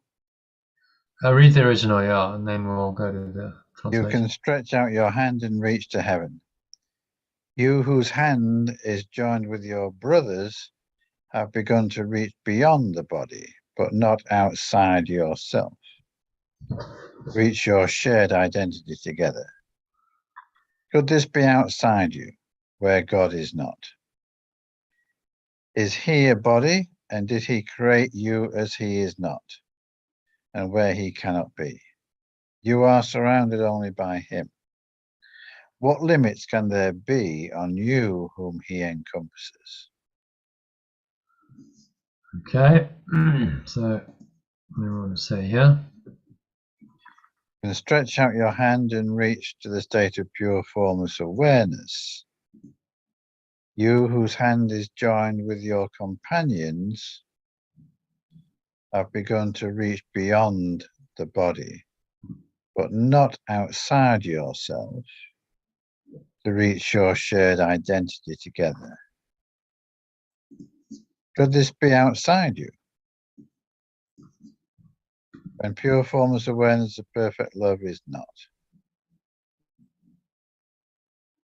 Is it a body, and did it create you as it is not? And where it cannot be. You are surrounded only by it. What limits can there be on you whom it encompasses? No. Okay. Thoughts on that? Questions or Yep. anything stand out for you? It's saying we can't be separate because we are joined. And so that thinking that the body is separate is a mistake, because we are joined. He's asking us, is this really possible? Could your identity really be outside you in a body where pure formless awareness of perfect love is not? Is it? Is pure formless awareness of perfect love a body? And did it create you as it is not, and where it cannot be? So if this is your source and you're an extension of the source, how can you then be a body? When the body is not, did it create you as it is not? We'll leave create there. As it is not and where it cannot be. So just the questions highlight the impossibility of this. It can't really happen.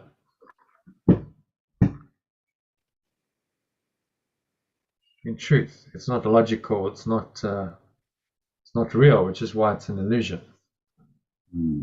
You are surrounded only by it. Maybe we can put in his pure formless awareness, perfect love of body. Let's just put in a. And did it create you as it is not, and where it cannot be? You are surrounded only by it. What limits can there be on you, whom it encompasses? So you are like the drop in the ocean. You are part of the ocean. You're not separate. It surrounds you. You're immersed in it. You are the essence of the ocean. And it's just about recognizing that. Stop thinking you're a little drop and recognize you are the whole ocean. It surrounds you. You cannot be separate from it. What would the drop be without the ocean? What would the ocean be without the drop? You see, it's all one. The ocean is made up of the drops.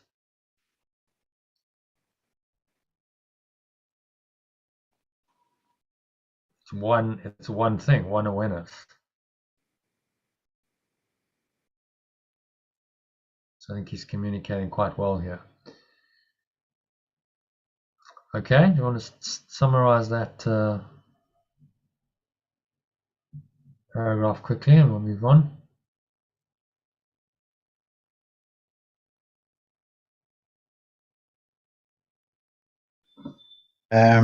It's saying don't put limits on ourselves because we are joined.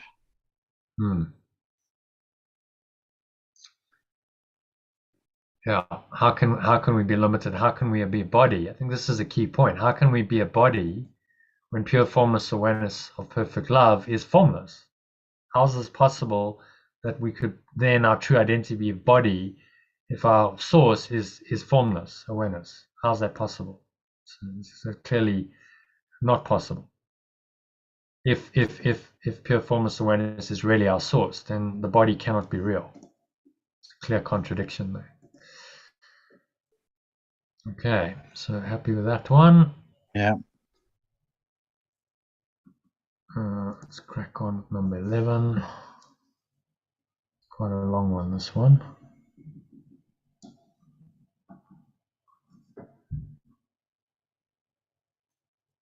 I think this looks like I can just go straight into the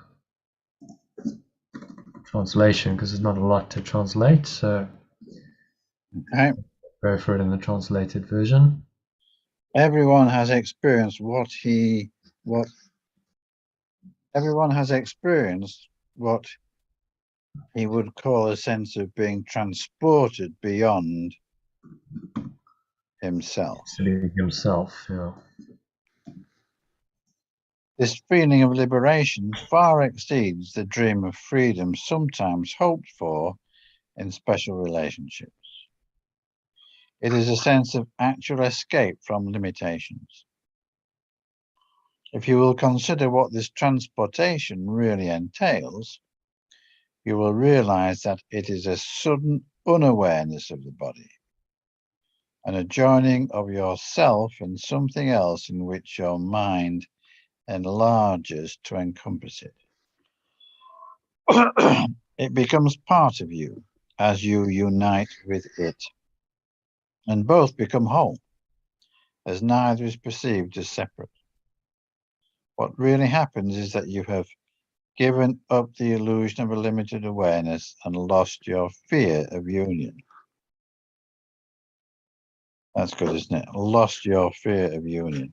The love that instantly replaces it extends to what has freed you and unites with it. And while this lasts, you are not uncertain of your identity and would not limit it. You have escaped from fear to peace, asking no questions of reality, but merely accepting it. You have accepted this instead of the body, and have let yourself be one with something beyond it, simply by not letting your mind be limited by it. That's nice. Giving us a description, really, of the healed state of mind, the enlightened state of mind. And of course, pointing out that sometimes we can have these moments of joining and being part of the universe.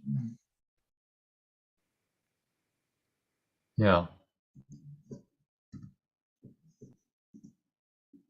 So although you continue to seemingly have the body, you don't identify with the body anymore. You let yourself be one with something beyond it simply by not letting your mind be limited by the body. So you recognize that the sense perceptions of the body and everything the body stands for are limitation, and you transcend them. Sudden unawareness of the body. So in most people's descriptions of some kind of spiritual awakening, there's always this unawareness of the body. They go into the mind and they just see beyond the body. And the body just drops away. My own experience was, the body just wasn't there in that few moments of the holy instant. There was absolutely no awareness of the body anymore. Body disappeared from my awareness temporarily. I mean, it came back, after a while. But in that moment, there was no sense of a body at all. So that's a sort of universal characteristic of a mystic experience. It takes you beyond the body.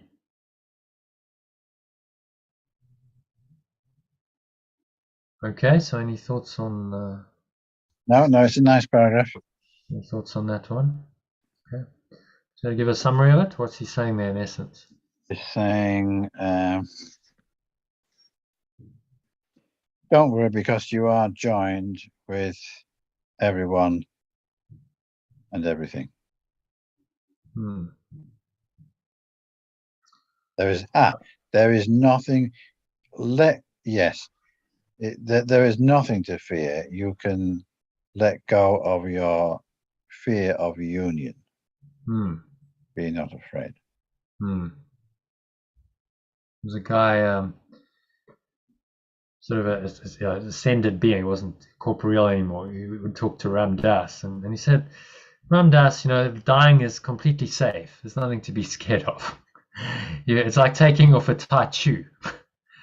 You're just going into an unlimited state, and it's fine. Actually, wow, all of that constriction and limitation and restriction that are part of the body, it's just like, finally, I can just let go of it, and I can just be free, free floating in this infinite, pure formless awareness.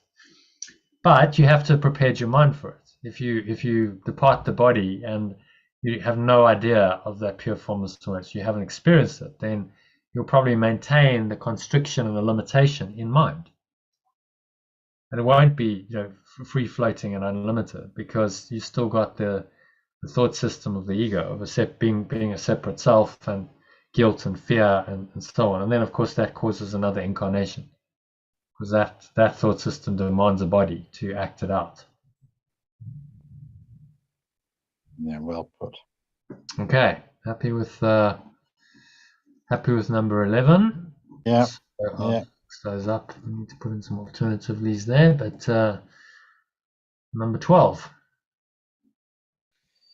This can occur regardless of the physical distance that seems to be between you and what you join, of your respective positions in space, and of your differences in size and seeming quality. Time is not relevant. It can occur with something past, present, or anticipated. The something can be anything and anywhere, a sound, a sight, a thought, a memory, and even a general idea without specific reference. Yet in every case, you join it without reservation, because you love it and would be with it. And so you rush to meet it. We'll translate that one. Would be one with it. The one with it, yes. And so you rush to meet it, letting your limits melt away, suspending all the laws your body obeys and gently setting them aside. Yeah. Okay. Not much translation there. I can just see a couple of things. So, number 12.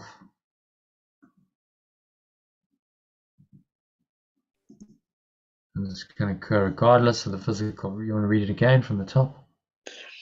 This can occur regardless of the physical distance that seems to be between you and what you join, of your respective positions in space, and of your differences in size and seeming quality. Time is not relevant. It can occur with something past, present, or anticipated.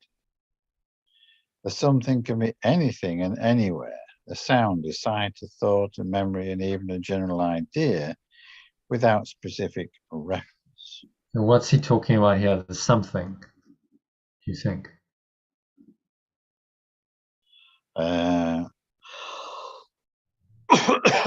Well, it's the awareness of pure formless awareness, isn't it? Yeah, I think he's like, or the universal mind. It's going to occur regardless of the physical distance. It seems to be between you and what you join. So the something is the thing that you join. And what you join with. What you join with. I think maybe that could use a with there. So anything will do. It can be a person. It can be an object. It can be a... Okay. That's what he's saying. A sound, a sight. So any perception. It could be a thought, a memory, and even a general idea without specific reference. Yet in every case, you join yet without reservation, because you love it and would be one with it. So this becomes the specific object that you use to go to oneness, to bring oneness into your experience. So that could be a work of art, for example. Yeah, I mean, you know, many people have there's many variations of awakening. It's Yeah, actually all the same process. They're going to oneness, but the triggers can be so varied. You know, they could be contemplating a great work of art, listening to Bruce Lipton, and he's typing something, and then he sees that his computer he's got a description of of what perception means, and then he references his computer manual and says, well, the computer is this, and he goes, oh wow, like I'm connecting the dots here. Actually, the description of the computer is what I just written, and I connect it and I join with it and I merge with that idea, and then he finds his heart expanding, and he's in a mystic experience. So that, he used the idea of the computer to take him there. The other lady he was on stage with was talking about how she gave her story of pain and suffering to the river, the Ganges. So she kind of merged with the river, and that's what took her to oneness. So it doesn't really matter. That's what he's saying. It can be anything. It's a principle behind it that's important. That yeah, you're becoming completely one with it. If you completely merge yourself with anything that you perceived as separate from you, then oneness is in action. And that's why I'm saying it doesn't really matter what it is. And you let your limits melt away, suspending all the quote laws your body obeys, and gently setting them aside, gently letting them go, shall we say. yeah. So it's not a harsh process. He's actually saying this is quite gentle. You just gently let these go. Realize these laws your body seems to obey are not true. They're part of the construct of limitation that is false. And in this moment, you've you've merged, all of those laws are undone. And you feel this expanded presence. And that this is what he's describing here is pretty descriptive of spiritual awakening experiences, mystic experiences, moments of insight, satori. Yeah. Universally, in different cultures, traditions, spiritual traditions, that people describe pretty much the same thing. That they merge with one thing, and that one thing takes them into an expanded state where they go beyond the limits of the body drops away, and they're in that oneness for a time, and it's incredibly blissful. They feel like the limits have dropped away, and then and then they'll come back into the body, but then their perception of the body and of the world changes forever from that one experience. So he's actually describing here the characteristics of a mystic experience, saying this is how it can happen, and it doesn't really matter what you are becoming one with. What's important is the underlying oneness that you feel, the love that you feel, because you love it and would be one with it, want to be. So love is really the desire to be one with something. It's not like I love you. It's like I am you. The essence of me is the essence of you. I see that, and I merge with you. So there's no subject object anymore. It's just a oneness that you experience. So yeah, good description here of the mystic experience, really. Yeah. How it can happen. I'm going to have to be one with mechanics of it all. Okay, well, you're going to just move. So if you want to summarize number 12, what's he saying in number 12 then? Really?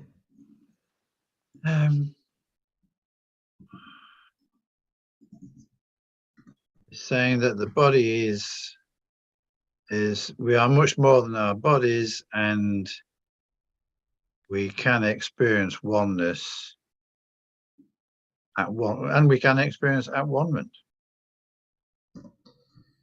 Yeah, and he's saying we can do this irrespective of the seeming limits of physical distance, size, any of the characteristics of illusion. We can actually merge our minds. We can become one with anything. It could be an object, could be a person, irrespective of where it is, of any of the limits of time and space. Time isn't relevant, and this something that we have the experience with can be anything in any way. So anything really can take you into oneness. The simplest thing, you could look at a blade of grass, you could look at the sun or the stars, you could look at another person, you could look at a man-made object. It's saying anything can actually take you there if you allow it to. Which is very encouraging. Saying awakening is always there. It's just a shift in your perception of anything. And so you rush to meet it, letting your limits melt away. And in that experience, you suspend all the laws your body obeys and let them go. So this is, a mystic experience is a complete letting go of all of the laws of the body and of time and space, and a sense of being in this, infinite expanded awareness with no limits for a time. And then you inevitably return to the awareness of the body at some point. But now your perception of everything has changed from that one experience, because you can no longer believe in those laws and those limits anymore. And so this is the mystic experience that can open up for us at any point. So if you do the mind training, at any point, something can give you this experience, and you can go into this experience through anything.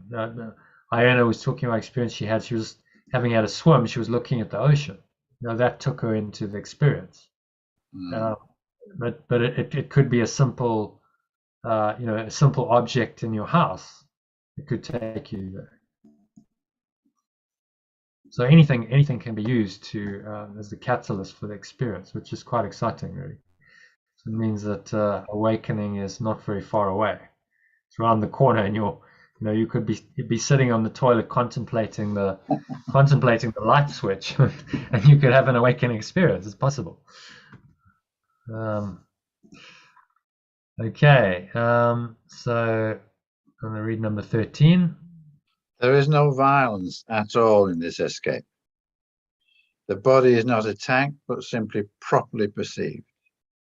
It does not limit you, merely because you would not have it so. You are not really lifted out of it. It cannot contain you. You go where you would be, gaining, not losing, a sense of self. In these instants of release from physical restrictions, you experience much of what happens in the now. The lifting of the barriers of time and space, the sudden experience of peace and joy, and above all, the lack of awareness of the body, and the questioning whether or not all this is possible. No.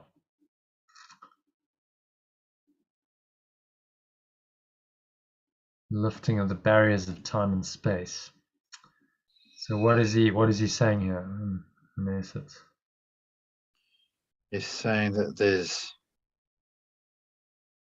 there is no danger in this going beyond the illusion. It's purely release from all the restrictions that we experience in this world. What I like with the first statement, there is no violence at all in this escape. So you're not attacking the body and trying to do away with it. The body's not attacked, but simply properly perceived. So it's very peaceful. And you recognize it doesn't really limit you. Only because you do not want it to do so.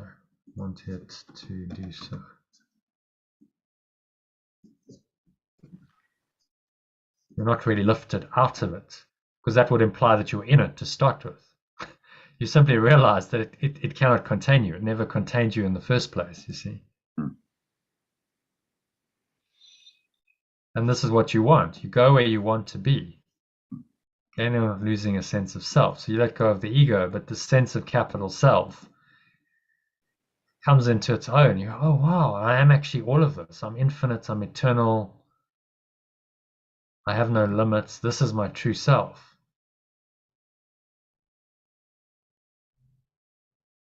This instance of release from physical restrictions, you experience much of what happens in the now. That's a translation of the holy instant.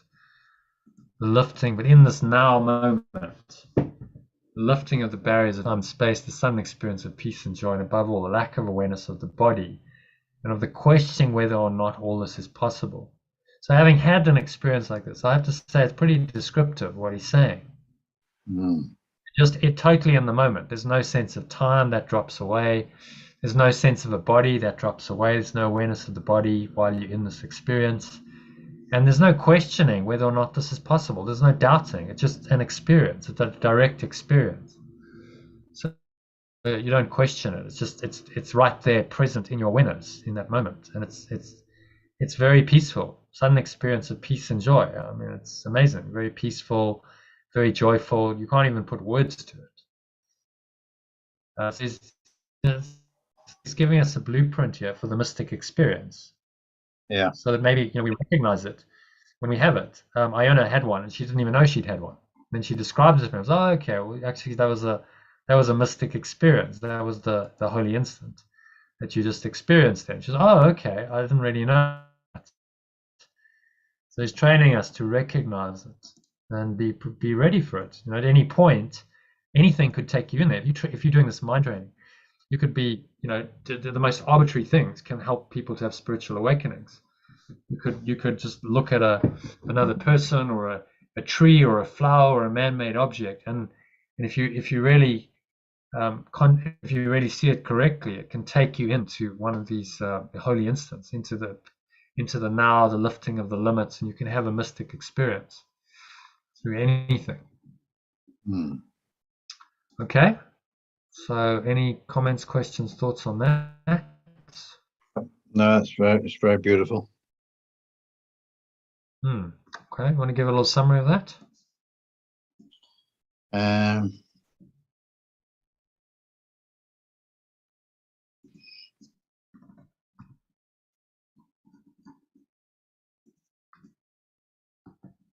What's he saying? Yeah, he's saying that there is no danger and no harm in the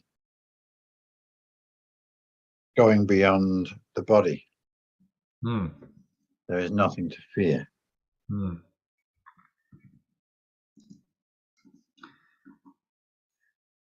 Yeah, and that these instances of restriction, these all the limits just drop away. Limits of time and space, and it's very peaceful, very joyful. There's nothing to fear. There's no awareness of the body, and you're not questioning anymore. You go beyond the questioning mind that says, well, how is all this possible? And you just accept the experience. And yeah, so he's describing the mystic experience that's been reported by many people in different cultures and traditions quite accurately, I think. So very helpful instruction. So hopefully when it happens, you recognize it. Oh, okay, well this is what it is. I now recognize what this experience is, and I can frame it, because sometimes people have these experiences and then they're really not sure what to make of it, and then they have to go misinterpret it. They can think they're having some kind of psychotic breakdown and go to the worst thing they could possibly do is go to a doctor, refer them to a psychiatrist, or drug the hell out of them to try and stop their spiritual awakening. It's the worst thing you can possibly do when you've had one of these experiences. So this just frames it and gets you to understand what's actually happening. Yeah. Okay. Yeah. 14. Last paragraph. It is possible because you want it. The sudden expansion of awareness that takes place with your desire for it is the irresistible appeal. Something holds. Okay, what have I done there? the holy instant holds. Okay, I managed to delete that somehow. Irresistible appeal to now Now holds. it calls to you to be yourself within its safe embrace. There are no laws of limit lifted for you to welcome you to openness of mind and freedom. Come to this place of refuge where you can be yourself in peace. Not through destruction, not through a breaking out, but merely by a quiet melting in. The peace will join you there, simply because you have been willing to let go the limits you have placed upon love, and joined it where it is and where it led you, in answer to a gentle call to be at peace. Lovely.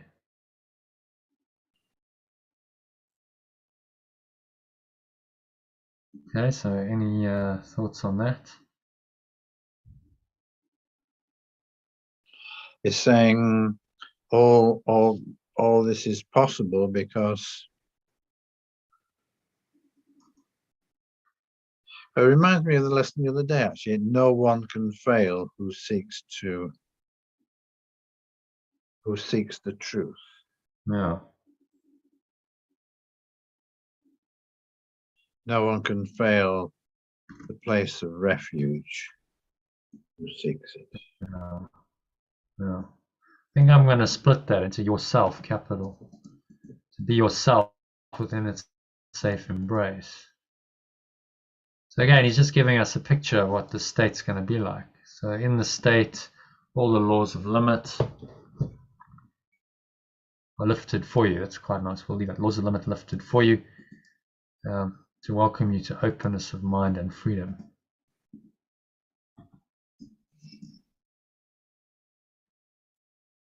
Into this place of refuge. You know, interesting. I use the same when I was at the Buddhist retreat.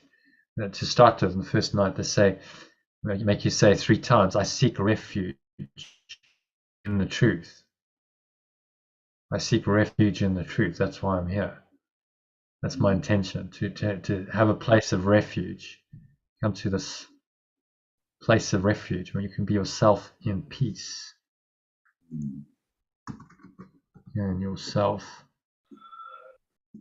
Come to this. It's really a state. So should we change place to state? It's a state of refuge. Come to the state of refuge. You can be yourself in peace, not through destruction, not through a breaking out, but merely by a quiet melting in. I like the description. He's saying it's a melting in. Yeah. Think of the ocean, so you're on the choppy surface, and then you just let go and you sink in, and you go deeper, you go below the surface, and you just sink into that. And it's very peaceful because below the surface, there's just this deep peace. And peace will join you there simply because you've been willing to let go of the limits. I'm going to use an of there. You've placed upon love and joined it, capital I,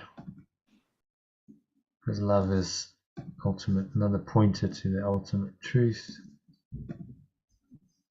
where it is, capital I, and where it led you. Oh, on that.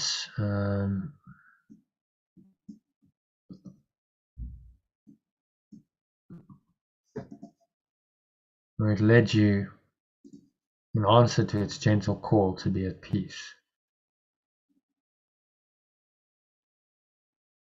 It's a lovely closing passage. So just describing the state, where you're going, and also what's quite helpful is the process of it. He's saying, well, this is how it's going to feel, giving us some insight into how this kind of mystic experience will feel. So when it happens for us, it's not scary. We go, well, this is exactly as Yeshua described it. So there's nothing to be fearful of here. is just surrender to the experience and really enjoy it. Okay, so any thoughts on that, or do you just want to give a quick summary? And then we just got to do one a summary of the whole thing. Yeah. And then we're done. Unless you want to do a meditation, I can guide you through a quick meditation if you want. No, that's okay, John. So I think this last one is just saying, be at peace and enjoy this moment of now when it happens. And I accept it and enjoy. Yeah, for me, what stood out here was the merging in, just like a sinking inwards. So there's no sense of violence, of like overcoming the ego, of fighting, of struggle. It's just a surrendering in and going, okay, well, I'm just going to let go and just go into this, merge into this, deeply peaceful awareness. Like you're merging into the ocean. You're on the surface trying to like navigate the waves, and it's all stormy, and then you just go, okay, well, let me just let go and sink into the deep peace, where everything is quiet and peaceful, and I don't need to struggle anymore. It's a lovely image he's put here to describe this. What the process of it's going to be like as well. Really preparing us for a mystic experience. Section. Okay, so personalized executive summary. Key message of this section is that. What is he saying here, really? Let's go back to the beginning. So quite a long one, but let's see if we can summarize in one paragraph. There's nothing outside you. So really the key point in the beginning is there's really nothing outside of pure formless awareness. Okay. So the body, the key point here is the body. Yeah. Projection of guilt. The body cannot, although the ego uses the body for projection of guilt, this ultimately is not true. Key message of the section is that. Do you want to have a go, or shall I? Yeah, carry on, John. Okay. Well, okay. I don't mind. Have a go. You'll do it quicker than me. The key message of this section is that the body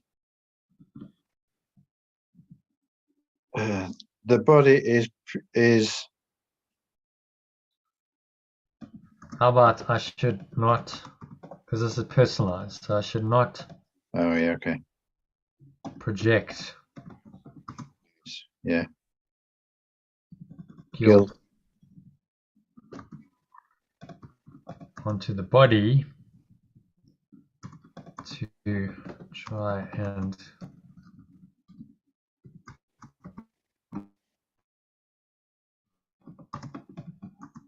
get rid of it, because this will make the body suffer and be sick,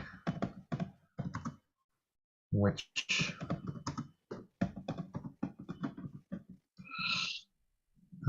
proves seemingly proves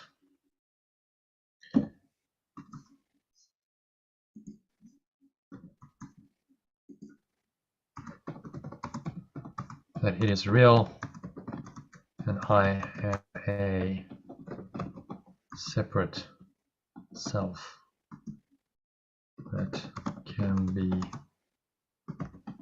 harmed and ultimately die. Okay, so that's one of the points. Don't project guilt. Yeah. Don't project guilt. And so then another key point was the body. But the body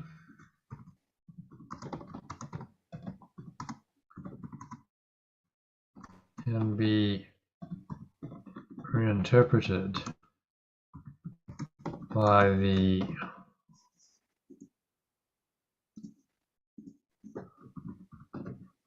remembrance of perfect love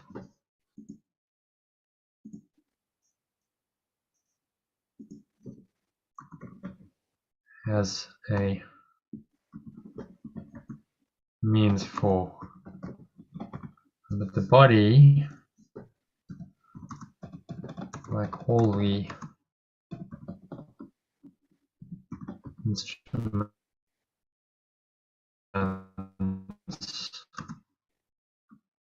the operation has made,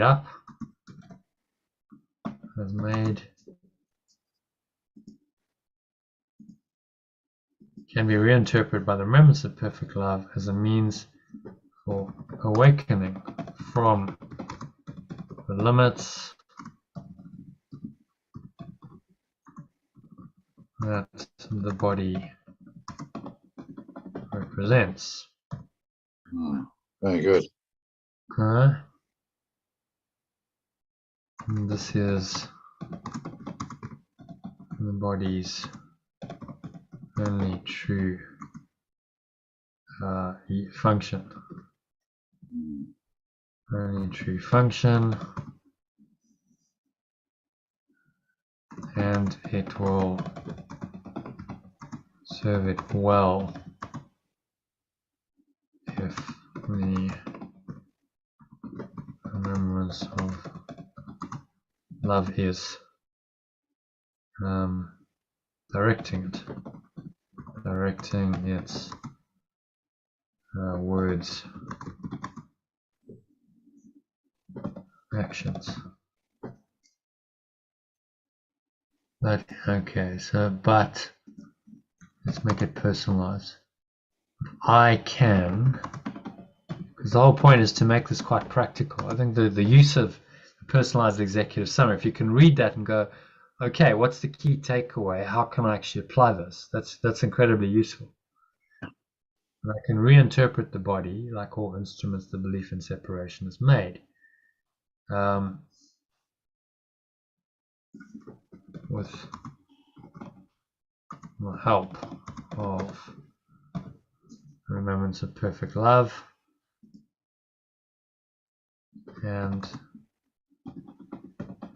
perceive it as a means for awakening from the limits that the body represents.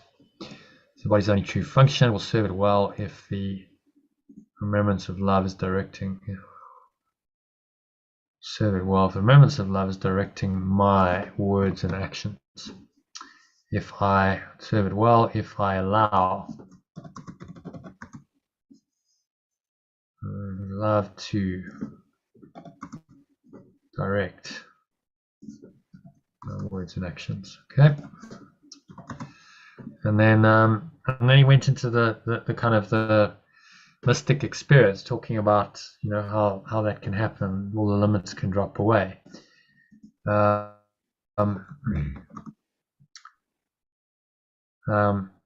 If I do this consistently, I am opening.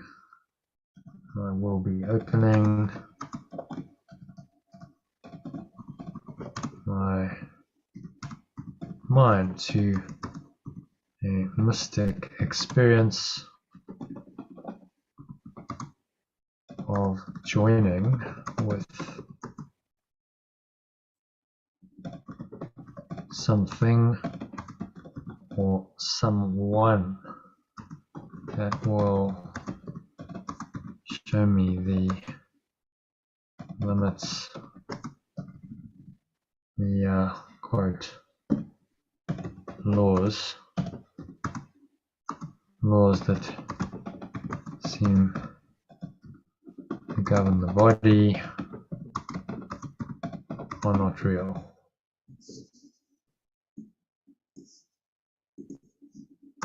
And merge into the deep peace and joy that the infinite, eternal love I will experience in the now holds for me. Okay.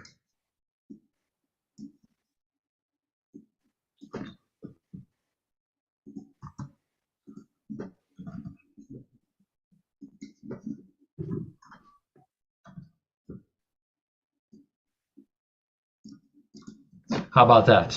If you want to have a read of that, see how, Yeah, it's very good. It's very, very good, John. see how The that key, reads.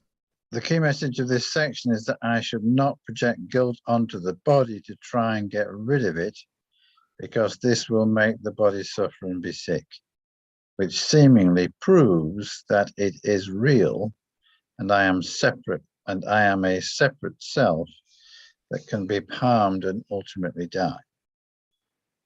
But I can reinterpret the body, like all the instruments the belief in separation has made, with the help of the remembrance of perfect love, and perceive it as a means of awakening from the limits that the body represents. This is the body's only true function, and it will serve it well if I allow the remembrance of love to direct my words and actions.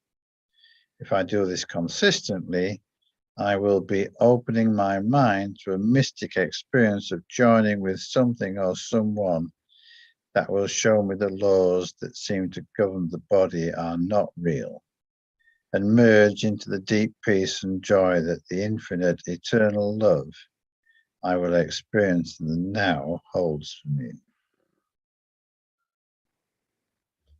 Very good, very beautiful. Yeah.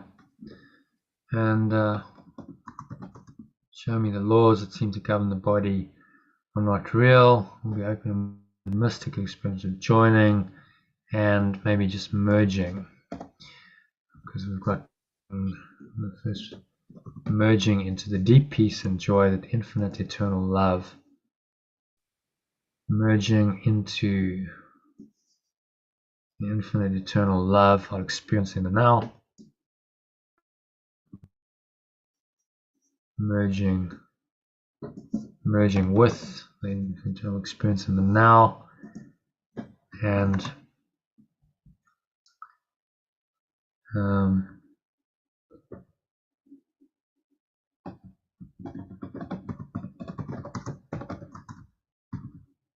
experiencing the deep peace and joy that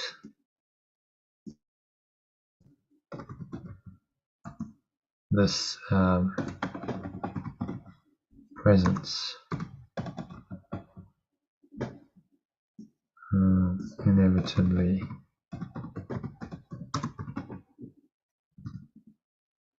brings, inevitably leads to.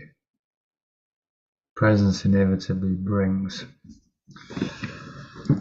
Maybe just read the last sentence. I change that.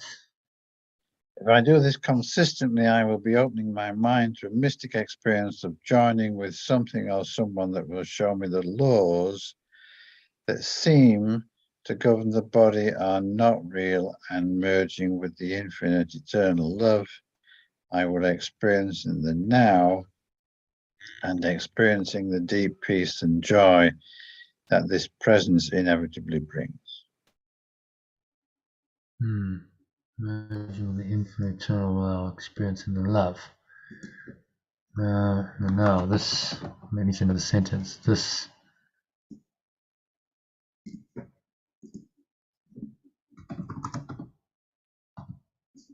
in this experience, or in the state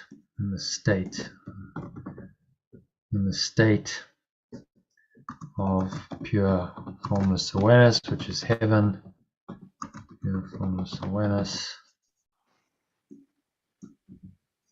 I will experience the deep peace and joy that this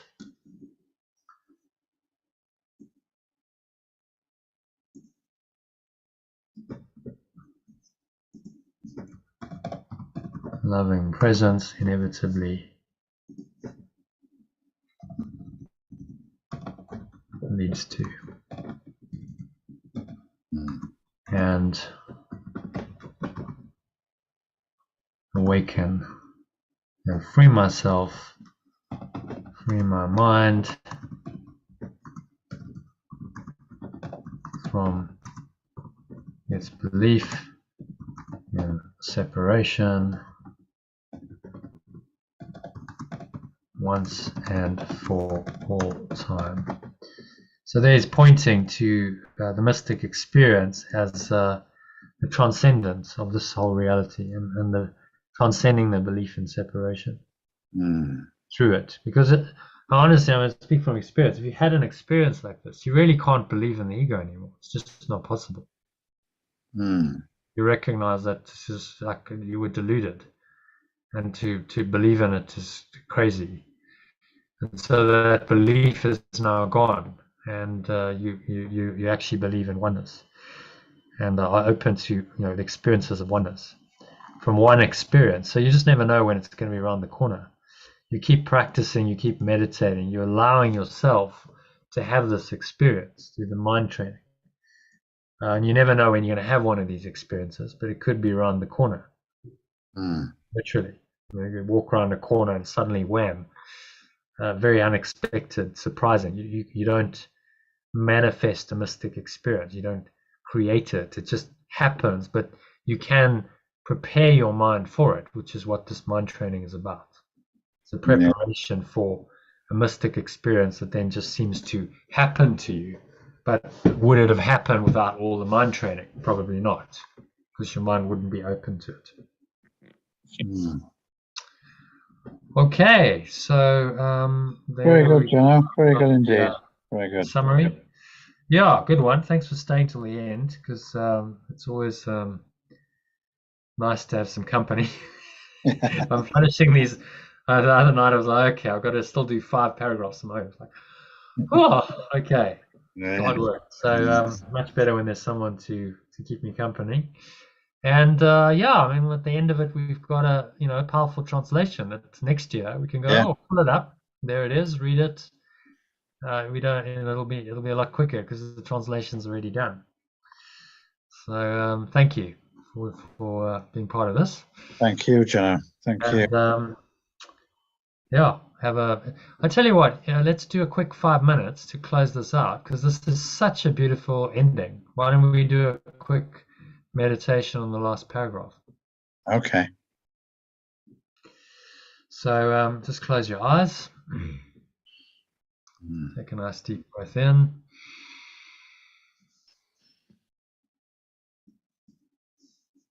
Just breathing in.